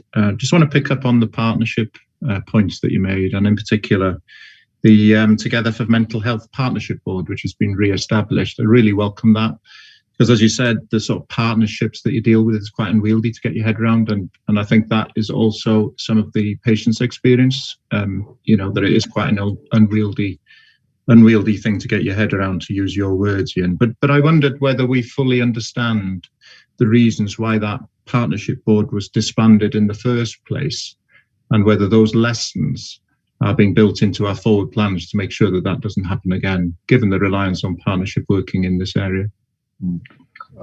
A good question. Thank you. I'm sure there'll be other people within this meeting that understand the reasons better than I. But I think from my perspective, I think Lucy's brought an energy that has been assisted by Amanda's creative thinking. And I think it's been really important that we, I think from my perspective, we've been really taking our time to talk about what this board needs to be and what it could be. And that it can't be the health board using it as a sort of talking shop about, telling partners what they're doing, but it needs to be proper engagement. It needs to be working together. It needs to be planning services together for the people that we serve. And my understanding of what happened in the past is perhaps that wasn't always what happened, or things could have been better. But so far, I think it's early days. I think we've taken a big time out in terms of completely refreshing the terms of reference and making sure that people are really happy with them. And we've taken a long time doing that actually, but I think that's important because that provides the foundation stones for what happens with those meetings in the future. Yeah, thanks, Ian. And what you've just described there sort of echoes with what Jo told us at the beginning in terms of what she was passionate about and a leadership approach, which I welcome, which is around that engagement, co-design and co-delivery. And I, firmly believe in this particular service area, as much as any others, that's absolutely essential to the success of getting out of special measures and for what the patients deserve. Absolutely. Thanks. Thank you. Could I perhaps just clarify, Francon, when you say that the partnership board was disbanded, are you referring to a few months last year when we weren't meeting? I'm going by the report that's in our pack, which says that it's been re-established, which gives an indication that it stopped. Right, okay. So at some point, there's no further detail in the report, but I am aware that the activity stopped. Okay, so perhaps if I could just explain. So first of all, the partnership board stopped meeting for a number of months last year because of the pandemic. As you're aware, Francon, other than a couple of committee meetings and the board, the meetings were stepped down to enable people to respond to the pandemic. When we then were at a point of stepping the partnership board back up again, we took the opportunity for a bit of a reset. So we actually held a workshop rather than a partnership board meeting with a formal agenda, and invited a facilitator to come in so that we could talk about actually how we wanted the partnership board to look in the future. Now, as the outputs then from that workshop were used to inform the review of the terms of reference. So I think that's what the re-establishment's referring to. It wasn't that it was disbanded, so to speak. It was more about, we took a little bit of time out to decide what we wanted to do, because as Ian's referred to, we were really conscious that what had seemed to have evolved was the partnership board basically being a health board driven meeting with us telling our partners what we were doing and providing progress updates, which wasn't really the spirit of Together for Mental Health. So that's why we've taken a step back, and we're actually reviewing the terms of reference to include a complete review of the membership of that group as well, to make sure we've got everyone around the table that needs to be around the table. And I've been really encouraged actually by the number of people who have stepped forward to say, actually, can I be involved as well? Because I'd really like to be around the table, which is quite a thing for people to volunteer to be involved in formal meetings on a regular basis. So I found that really encouraging. I think it's fair to say, Lucy, as well, that we were concerned about the robustness of what sat beneath the strategy, let alone the effectiveness of the group. And I think a key consideration moving forward, and I think we share this view with the executive team, is the alignment of the strategy with the targeted intervention framework, with the additional monies that we are now allocated, and ensuring that those things are in line and capable of securing the improvements that we all want to see. Yes, absolutely, Mark. And the partnership board also wasn't receiving updates on the delivery against the strategy. So there was no delivery plan coming to it, which we identified as a group that was a real gap.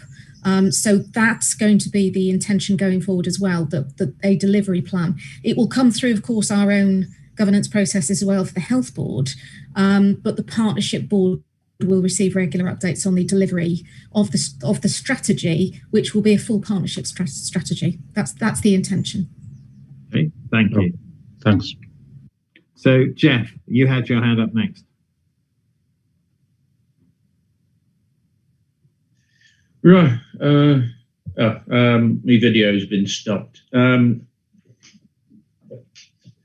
We had great cooperation in the safe space events from the mental health and learning disabilities team. And as Ian said, that wasn't the case before. In fact, it would have been actively resisted.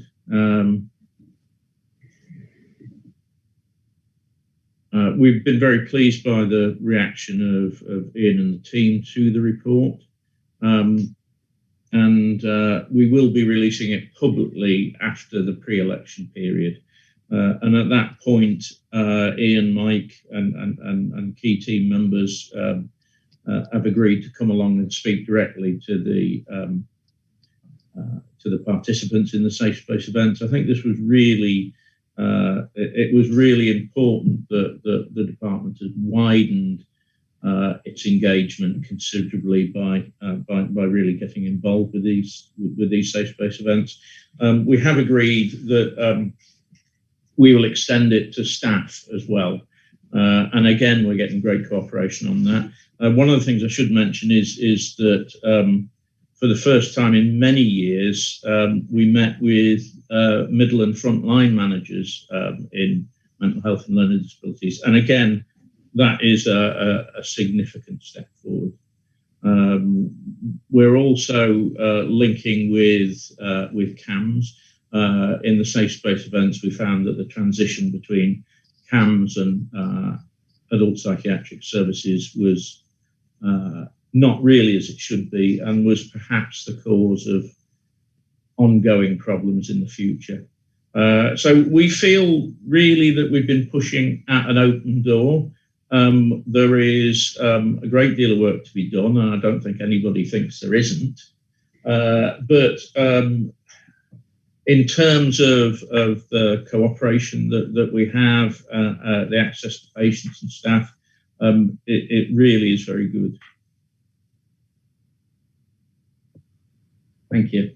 That's good to hear, Jeff, and that there is dialogue taking place within the board as well about CAMS that Shaoland, Lucy and Chris are pursuing. So yeah, we are focused on securing the improvements in that area too, particularly the transition.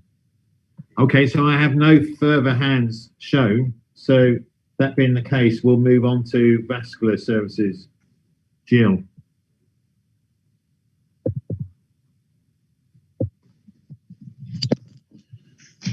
Chris, are you able to share the slides?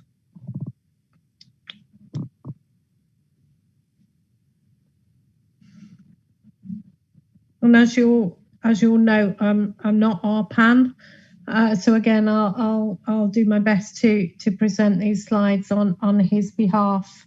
And some of it, just to put some of this in context, as you know, the centralisation of the vascular, the high-end vascular services took place in April 2019, and the principle that was to be adopted was one of a hub and spoke model. So ensuring that wherever possible and appropriate, there was local access to service, while acknowledging that more complex surgery will be undertaken in Ysbyty Glenclwyd. We had some very valuable insights, courtesy of CHC, so I want to once again thank them, of the feedback of that service and how well that implementation was being received by public, what the perceptions of the service were. And so an internal review was commissioned, and we brought both of the outcomes of the internal review, but also the feedback that Jeff and colleagues shared with us from a safe space events that took place around vascular services.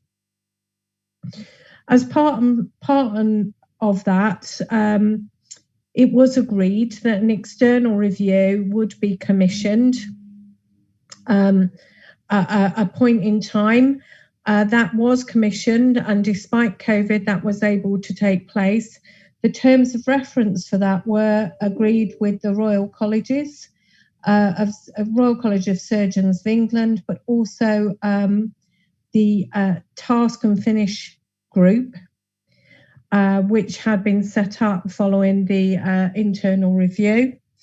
And that Task and Finish group, again, thank you to council members who helped us to pull together those terms of reference and submit them to the Royal College. There are always significant lessons to be learned when we centralise a service, and Sorry, Chris, could you click? Thanks. It's really difficult. Unfortunately, I've got some technical difficulties that are not allowing me to do that. There are always significant lessons to be learned by the centralisation of any service, and really recognise the need to give both our public service users, but also the service providers, confidence that we are doing the best that we can in addressing some of the concerns that have been raised. And the contribution that continues with CHC and the input that they're giving us from public insights continues to be really, really welcomed. What I will say is that I'm saying this on behalf of our PAN, but I will say it on behalf of the Health Board actually, that we're determined that that the actions that have been identified and the further actions that are emerging from the Royal College report will be completed and will be addressed to the satisfaction external scrutiny that we would all wish to see. I think it's worth saying at the outset the Royal College review is continuing.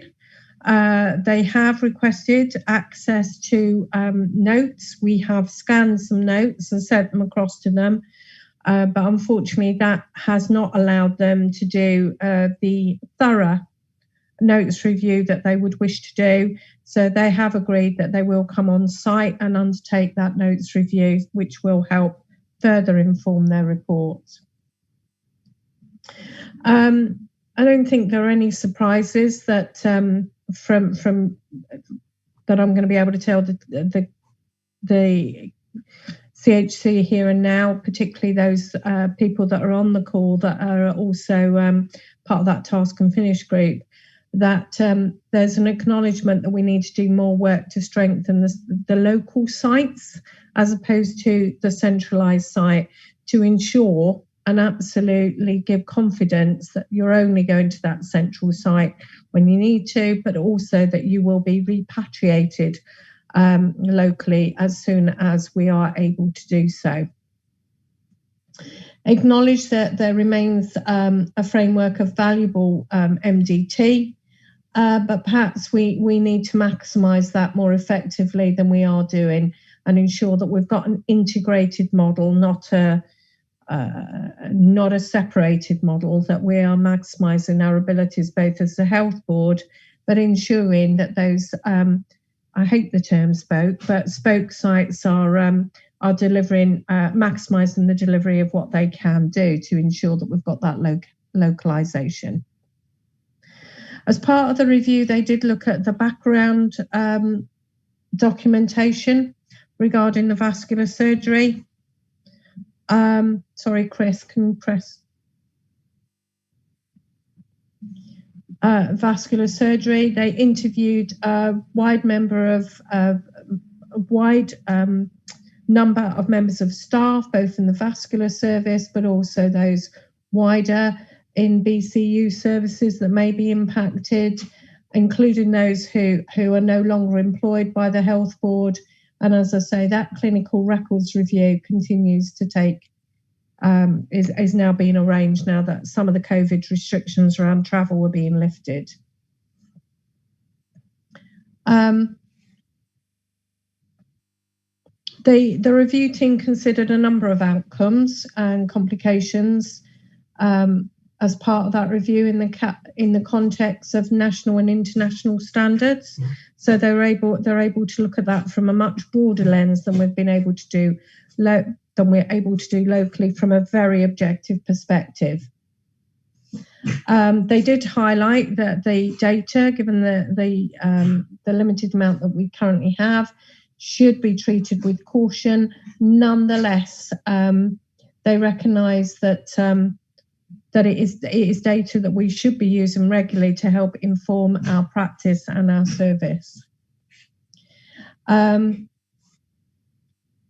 So what recognise that we need to do that on an ongoing basis, but that the data that we have currently is work in progress.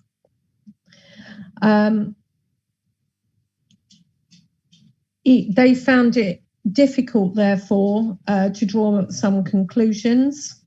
Sorry, Chris, we go on. Particularly regarding aneurysms,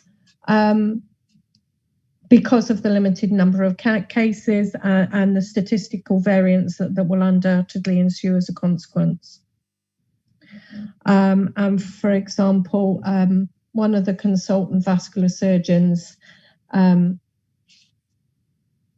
included only data for aneurysms for a consultant vascular surgeon who's retired. So we really, they are cautious with that data. What I am going to do, because I know I'm not going to do justice to some of the statistics that are there, and I know, Jeff, I've agreed that when ARPAN is back, yourself and I and whoever you want in the room can go through these in more detail.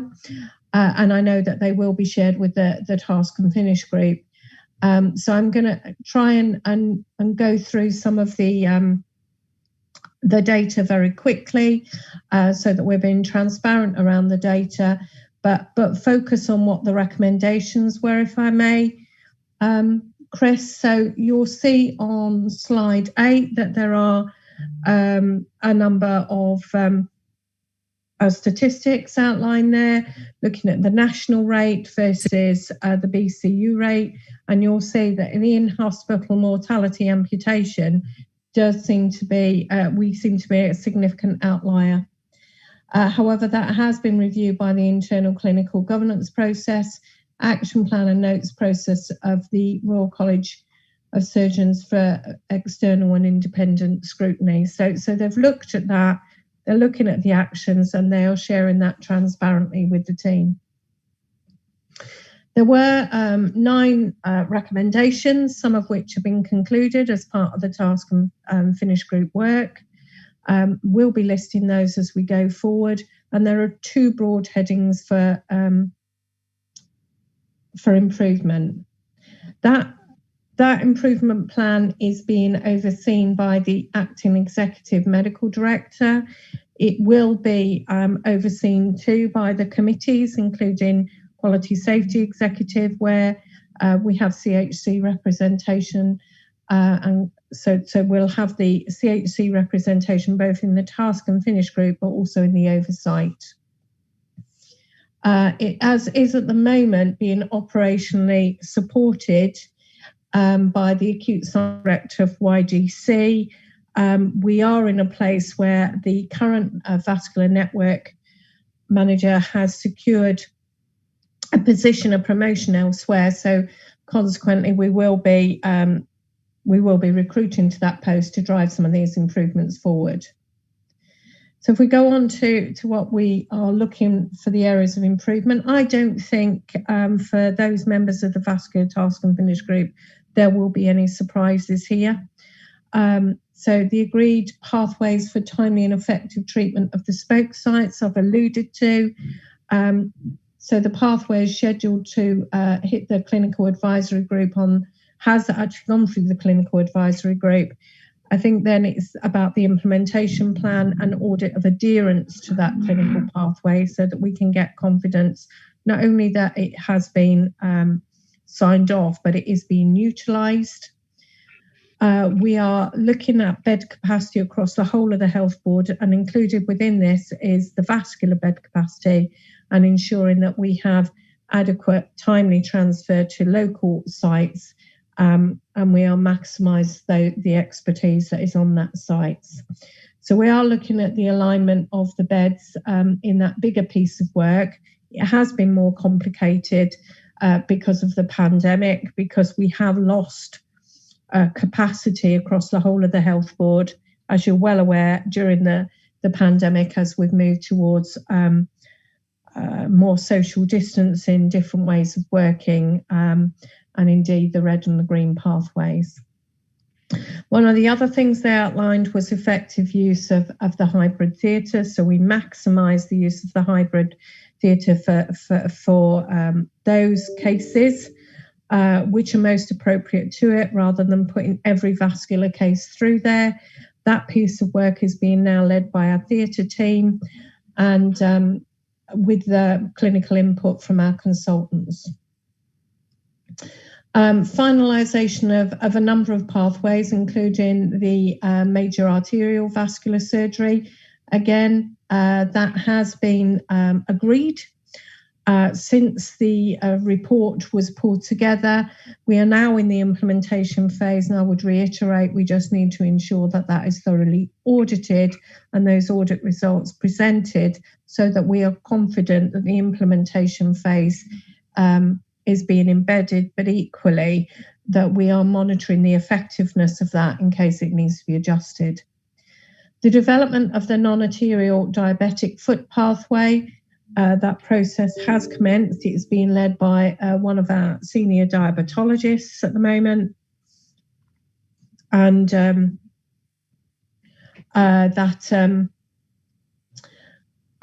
is progressing. It's got input from podiatry colleagues, so therapy colleagues as well. And I think it really is important that it's driven from that context rather than the vascular team. So absolutely, they are involved. We've got orthopaedic surgeons involved, so it's very much a multidisciplinary pathway. So there has been work undertaken. I've also been given the name of the lead for the diabetic foot pathway across Wales. So when Alpan is back, we will be connecting in with that individual as well to offer us some support. So, as I said, there are other pathways that are currently in draft that they are wishing to see moving at some pace. We have confirmed who the leads of those should be, and they are beginning to move forward. I think a key one is improving the process of clinical governance. To ensure that we are reporting upwards and have clear sight, line of vision between the service and the board, and that to ensure that we are getting confidence and assurance that all of these pieces of the pathway, pieces of the jigsaw are being put in place. As a consequence of that, one of the conversations Arpan and I have been having is a reconstitution of that task and finish group that better reflects the recommendations that are emerging from the Royal College report. Absolutely keeping our CHC representation, but we may want to, and I think we do want to, reflect the membership so that the leads for each of these actions sit within that group and can give us the assurance or otherwise articulate what support they might need around that table. So in terms of the recommendations, I think recommendation improvement will come under two broad headings, about improvement of communication, but equally clarifying the centralisation plans. And I think that comes back to the conversations we've had around the spoke sites and how we use those spoke sites. I've talked a bit about the diabetic foot pathway already, and as I say, sorry, Chris, that is moving forward now at some pace, and we do have input from, as I say, we now have orthopaedic input that has been kick-started in the East, and we're now working to develop that across the whole of the North Wales, so we've got a consistent approach. So the Royal College review report will be, sorry, Chris, will be reported in line with our governance structures. So it will be going through our Quality, Safety and Experience Committee, and it will be going through our public board meeting. As I say, it will be further informed by the notes review that has been is taking place as we speak, as we're now giving them access locally to the notes. So it will be further informed, I am sure, once the Royal College representatives have had a sight of those notes. I'm happy and will do my best to answer any questions. Thanks, Joanna. Thanks for picking that up. So I've got a number of people wanting to ask questions. We'll start with Adrian Drake Lee, then, please. Yes, it's the first is one of principle. Thank you for that presentation. I think one of the problems that I have found is how well data were recorded, both previously and more recently, about the activity.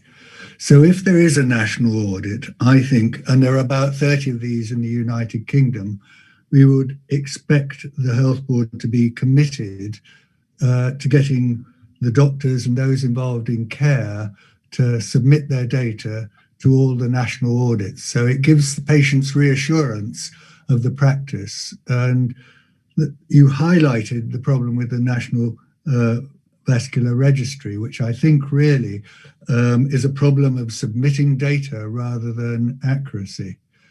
The next thing I would like to see is that the health board does publicise what the Royal College of Surgeons has said, even if it is only temporarily, to set patients' mind at rest that the service is running well, and explain the issues around why the notes have taken so long to be examined.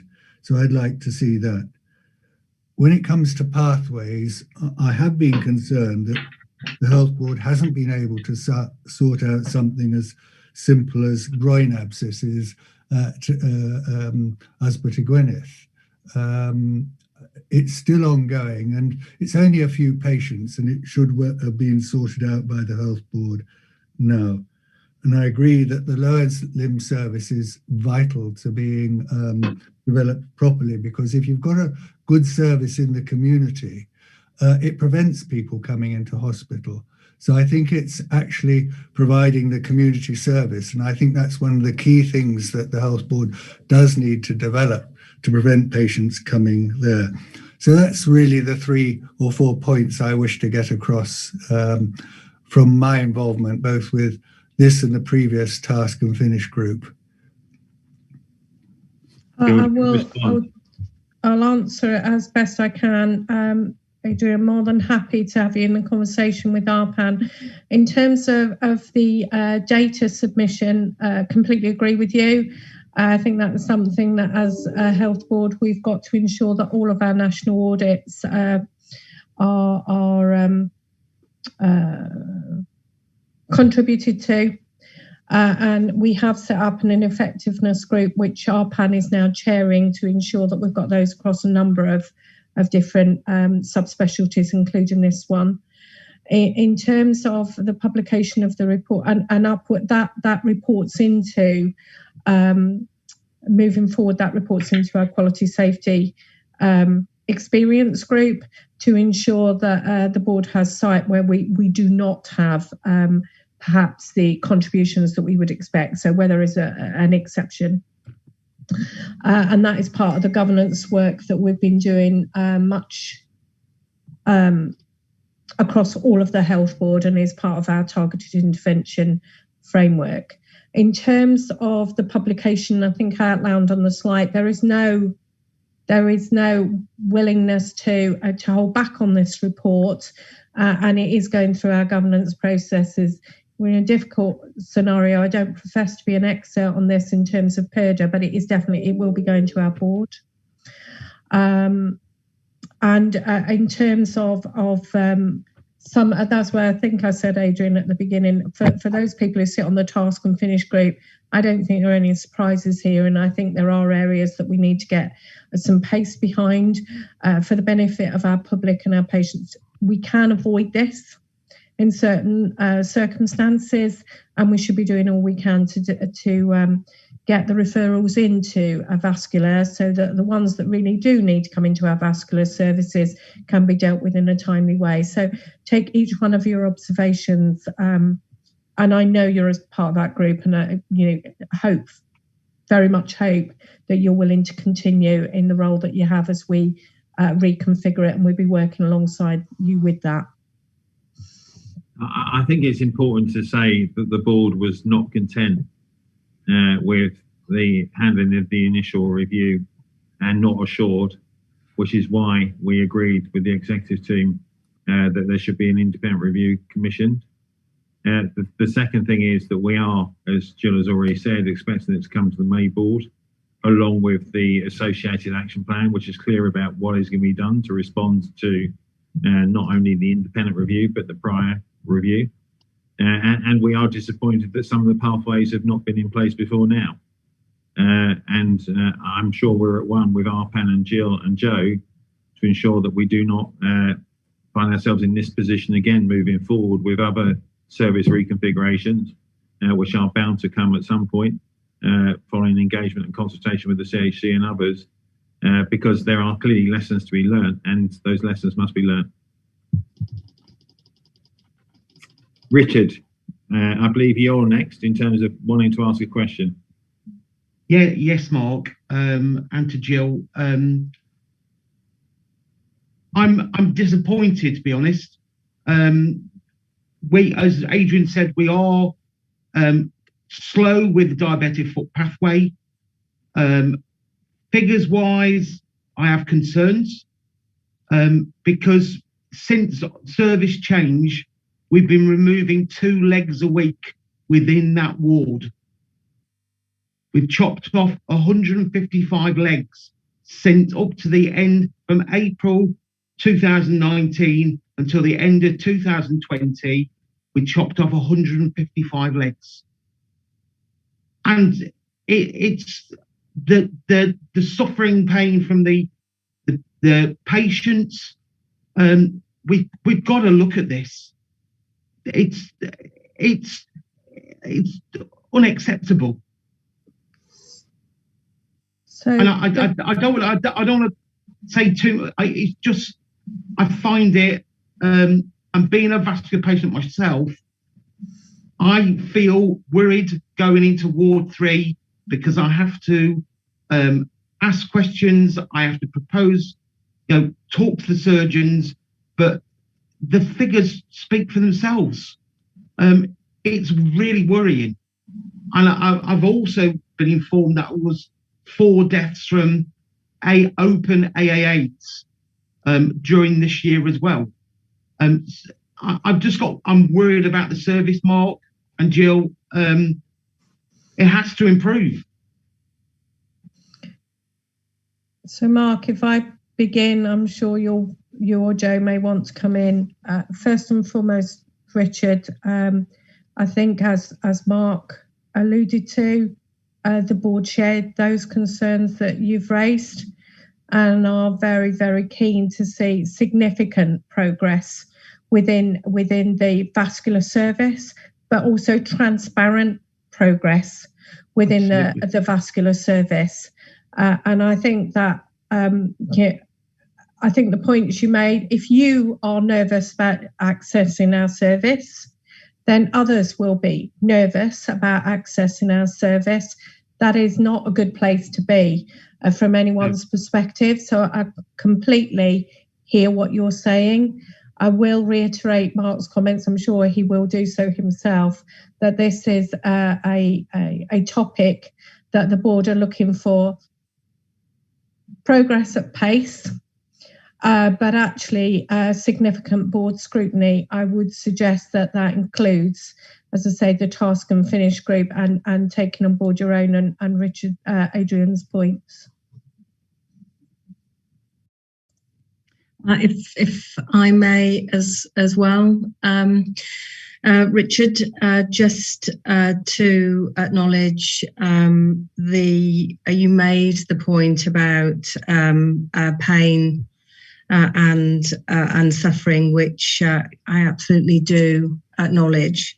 I have spent some time with the vascular surgeons and the multidisciplinary team, and they are committed to excellence in care, as are the clinicians who are actively working now on the diabetic on the foot clinic pathway, with a commitment to make progress in such a way that we are able to reduce the number of lower limbs that have to be amputated by looking at the whole patient pathway from primary care into secondary care and specialist services.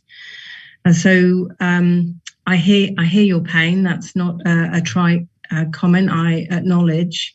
But I have met with the clinicians and spoken to them myself. I see for myself the commitment to get the service right across each of the acute sites and, of course, into primary and community services, all of which play a very important role in terms of managing vascular challenges associated with people's feet. Thank you.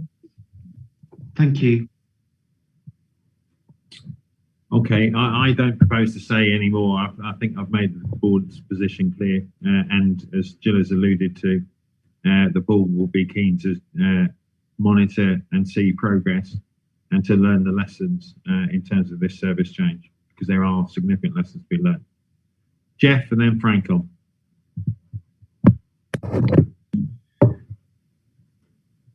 I support everything that Richard has said. Richard, of course, has direct and personal experience of this service, and it's really important that he and other service users listen to. I think that openness and frankness is the way forward on this. I'm pleased to hear that there'll be significant disclosure in the May Health Board meeting. I think that's really important. And at some point, the CHC will speak to patients again when we had hoped that the improvements would have been made by now, and we could speak to patients and hear their feelings about it. But given that the progress we wanted, that we all wanted, hasn't been made, I think that will be delayed now.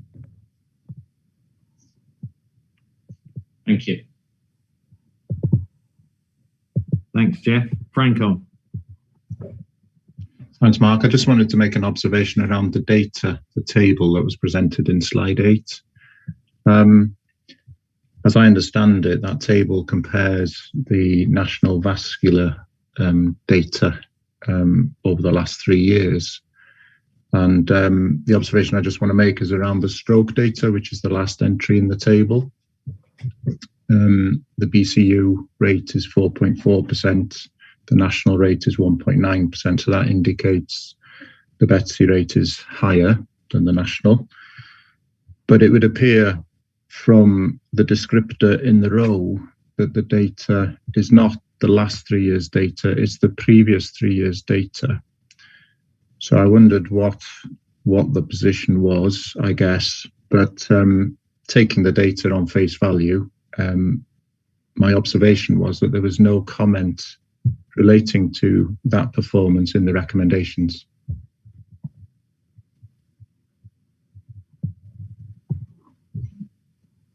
So, Francon, I am happy to take that conversation outside and be transparent with CHC, and just conscious Arpan might be better able to articulate that because he's much closer to this.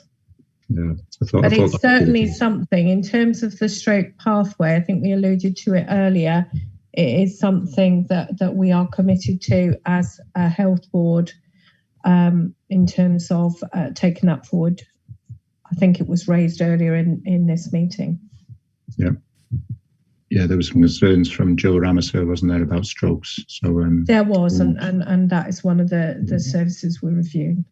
And just to be transparent, I raise it because the stakeholder reference group who I represent have had a lot of interest in strokes and particularly around the performance. Thank you. And at the last Finance Performance Committee meeting that I chaired, the business case on stroke of some significance was agreed. Great. Okay, Adrian, did you want to come back in? Yes, thank you very much. basically, I don't think we could have much faith in the data submitted to the MVR. I think about a third of the operations, from what I can see looking at it, and we've both, Richard and I, have been lobbying to get the OPCS 4 codes produced by the hospital to actually show what the activity is. And I think we've got a meeting happening on the 30th of this month to look at the figures. That's, as I understand it, what we're going to do. So we should have a clearer picture of what the actual activity is. And that's one of the problems which I think is widespread, is how well data were entered in and recorded. And it goes on to consultant appraisal, because if you haven't got faith in how well the data is recorded, it's how well can you appraise your staff? Okay, so we'll look forward to the outcome of that meeting then, Adrian, and thanks to you and for Richard for pursuing it. I think the other problem we face, of course, is how the data was recorded before the reconfiguration occurred. That has been one of the challenges, Mark, but I think the point made about transparently publishing our data moving forward and ensuring we are submitting data to the relevant national audits will ensure that we've got transparency in the future and consistency. Yeah, which is why I think you've really got to say what the College of Surgeons report says now in some form of public statement, allowing for the fact that it is incomplete, so that the public know that the process is open. You know, I think you've got to be active about it rather than anything else. And that truly is the plan, Adrian. We are just a tad concerned and sensitive to the fact we are in PERDA, and there are certain constraints placed upon us and other health boards in terms of what we can and can't publish at this time. Joe, did you want to come in? I saw you flash up on the screen. Oh, only to say what you've just said, Mark. Thank you. Okay, thanks. Jeff? Yeah, I think you're absolutely right about the PERDA issue. We've held back on publishing our mental health safe space report because we don't want it to be hijacked during the election period. These things are far too important to do that. And I completely agree with Adrian that as soon as possible, and practically that's post-election, there needs to be as much disclosure as possible, preferably full disclosure. Thank you, Mark. Thanks, Jeff, and that is our intention. I can tell you that now, as Jill has already highlighted. Okay, so there are no further hands raised. That was a really helpful, important conversation. But we'll now move on to the 111 implementation. And Chris?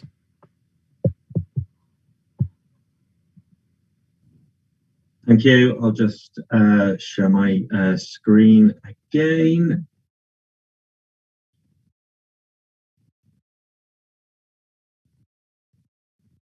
Bear with me. I'm going to go slow. There we go. Okay, thank you. So, yes, 111.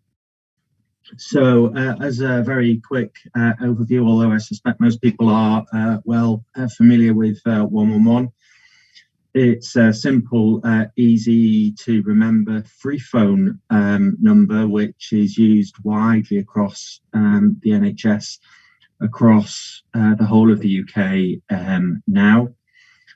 It provides single number access for urgent health information and advice, as well as signposting. So urgent health advice as opposed to emergency health advice, which is 999, or routine, I need to rebook my diabetes appointment, or that type of access, which would generally be through the individual GP provider. The way that 111 operates is it brings together call handling for various parts of that urgent healthcare system. Predominantly, that's the GP out of hours service, but also NHS Direct, which in Wales, in form of NHS Direct Wales, has provided a service to individuals who want to contact them rather than out of hours as well. And the intention is to bring that together into a single service. Across Wales, 111 is well tested now. In fact, we are the 6th health board of 7 to be implementing 111. So there's a lot of work in South Wales that has been undertaken, and a lot of learning as a consequence of that to share with us in what is a partnership between a national programme which administers 111 and the health board which currently provides the GP out of hours service. And the reason that we are sharing this in part today is because of a need to bring the timescale forward, and that's for technical reasons, partly due to the procurement of a new IT system on an all Wales basis, which will be difficult to implement if we are not within that larger family. And also because of some telephone technical issues and issues from a NHS Direct Wales perspective. It's probably also fair to say that during the pandemic, there have been some challenges in terms of getting urgent coronavirus guidance out to individuals, because not all health boards have been able to access 111. And certainly some of the national comms early on advised individuals to contact 111, not quite recognising that not everybody in Wales could do that. And so consequently, the system was very rapidly rolled out to allow 111 to be used in all of Wales for coronavirus. And to some degree, that's been successful, but to some degree, it's also caused a little bit of additional confusion. So for all of the above reasons, and the plan, which as a health board we've agreed to, is that we roll out 111 to be available in North Wales from the end of June of this year. Because of that, there's a lot of work being undertaken. The Welsh Ambulance Service Trust will predominantly employ call handling staff, as they do in other parts of Wales, to man those early points of contact with the 111 service. And they have a recruitment campaign underway at the moment. And particularly mindful of the need to ensure that they have sufficient Welsh speakers employed who are able to work from a North Wales base and are familiar with those subtleties, and I think at times more than subtle differences between North Wales Welsh and some Welsh dialects elsewhere in Wales. So they are making good progress in terms of employing both Welsh language speakers, North Wales, and additional call handlers and nurse triage staff. There are a number of benefits that we would expect to see. First on my list, I've got the consistency across Wales as well as across the UK. Makes it much easier to communicate to the public in terms of national campaigns when 111 means the same wherever you are and is accessible wherever you are. So in that respect, that will be advantageous. I referred to the fact that we currently have NHS Direct Wales and GP out of hours, and I'm very well aware from a professional perspective of the frustration that some of the handoffs cause, either for people phoning NHS Wales Direct and working through a triage process with them, just to be then told they really ought to phone GP out of hours and have to go through the process from afresh, or vice versa when they're triaged in GP out of hours and are then advised actually probably there are better ways of dealing with that and transferred over to the ambulance service or to NHS Direct. So we would expect to reduce all of that because there will be a single pathway. It offers much greater resilience for us at the moment in South Wales, whereas they had separate call handling services previously. They now still continue to run their call handling on a geographical basis, but where there's particular excess volume in one area compared to another, they are able to allow call handling to move across sites. In the same way as when you phone 999, your phone call will often usually be picked up in North Wales, but may sometimes be picked up by an ambulance centre somewhere else in Wales. Alongside that, NHS Direct is undertaking work on their existing online presence, so that as part of 111, there is a greater web offering for those individuals that choose to access services in that way. Not least in terms of patient benefits, having standardised and evidence-based pathways across Wales is hugely advantageous. If we go back to a pre-111 environment, the GP out of hours services across Wales used to try to standardise their pathways as far as possible because it helps enormously when it comes to audit and benchmarking. Us being part of the 111 family will again help us to benchmark and audit our activity against those established 111 pathways. It offers us some additional benefits from a service and workforce perspective. We, in many respects, are at a leading edge in terms of how we use a multidisciplinary workforce in North Wales for GP out of hours.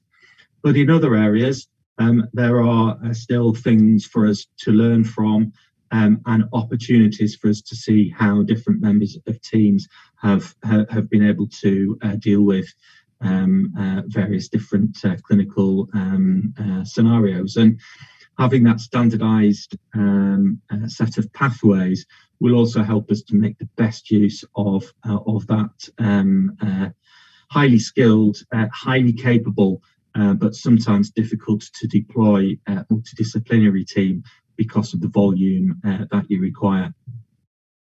I've touched upon the efficiency of pathways, getting to the right person, the right time, the right way, the right place, all very important and all much easier when we're working as one family providing equivalence of service. 111 has within it some much more sophisticated algorithms in terms of being able to work through workflows, monitor how the system pressures are, and make adjustments in a proactive way than we're able to do as a single organisation. And that I would expect will allow us to bring in some benefit from a workforce and service efficiency perspective.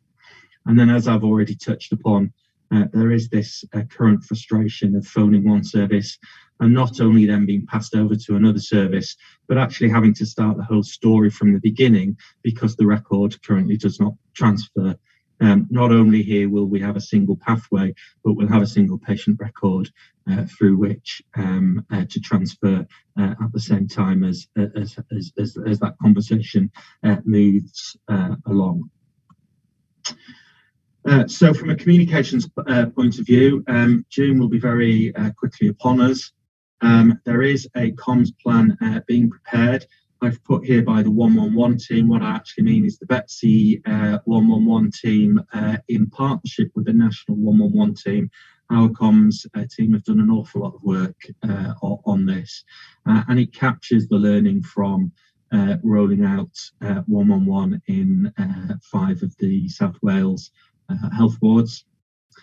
On a communication matter, it is important to stress that whilst 111 will come in June, we won't just be immediately switching off the old numbers and the old methods of access.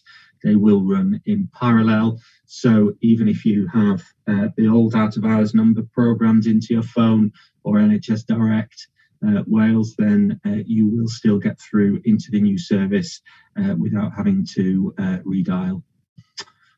I'll stop there. I will pick up any questions if you have any, but I think this is good news and good progress for us in North Wales in terms of particularly our out of hours offering.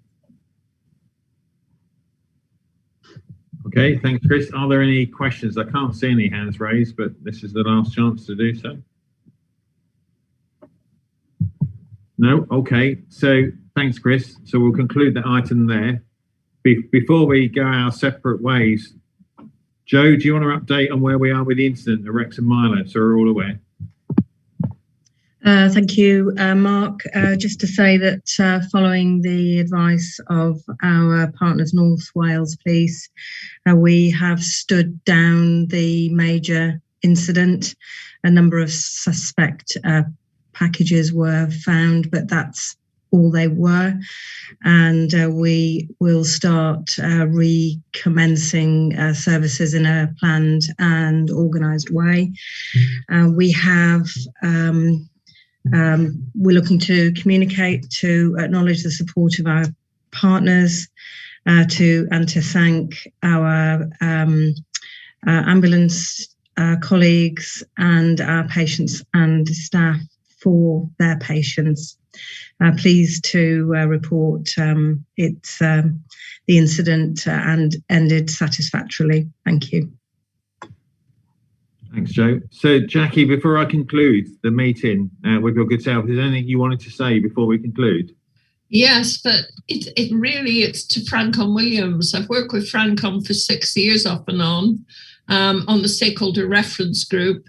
He's been very energetic, driven, and has put the stakeholder reference group, I think, on the map with his hard work and diligence, and he will be missed in that as chair of that organisation. So it's just to say thank you to Francon.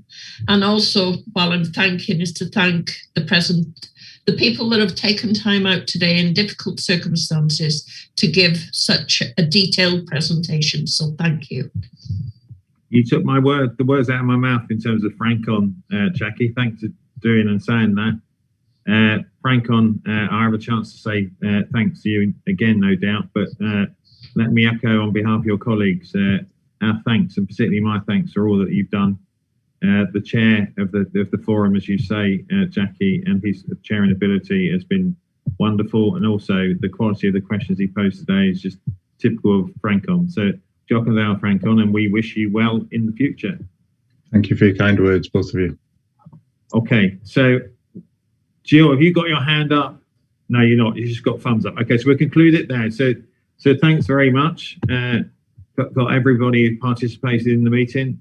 We will look to do what we've committed to do, of course, today in terms of the actions we've agreed. And we look forward to meeting again in due course. So, Jochen, who will enjoy the rest of your day. Thank you. Bye-bye.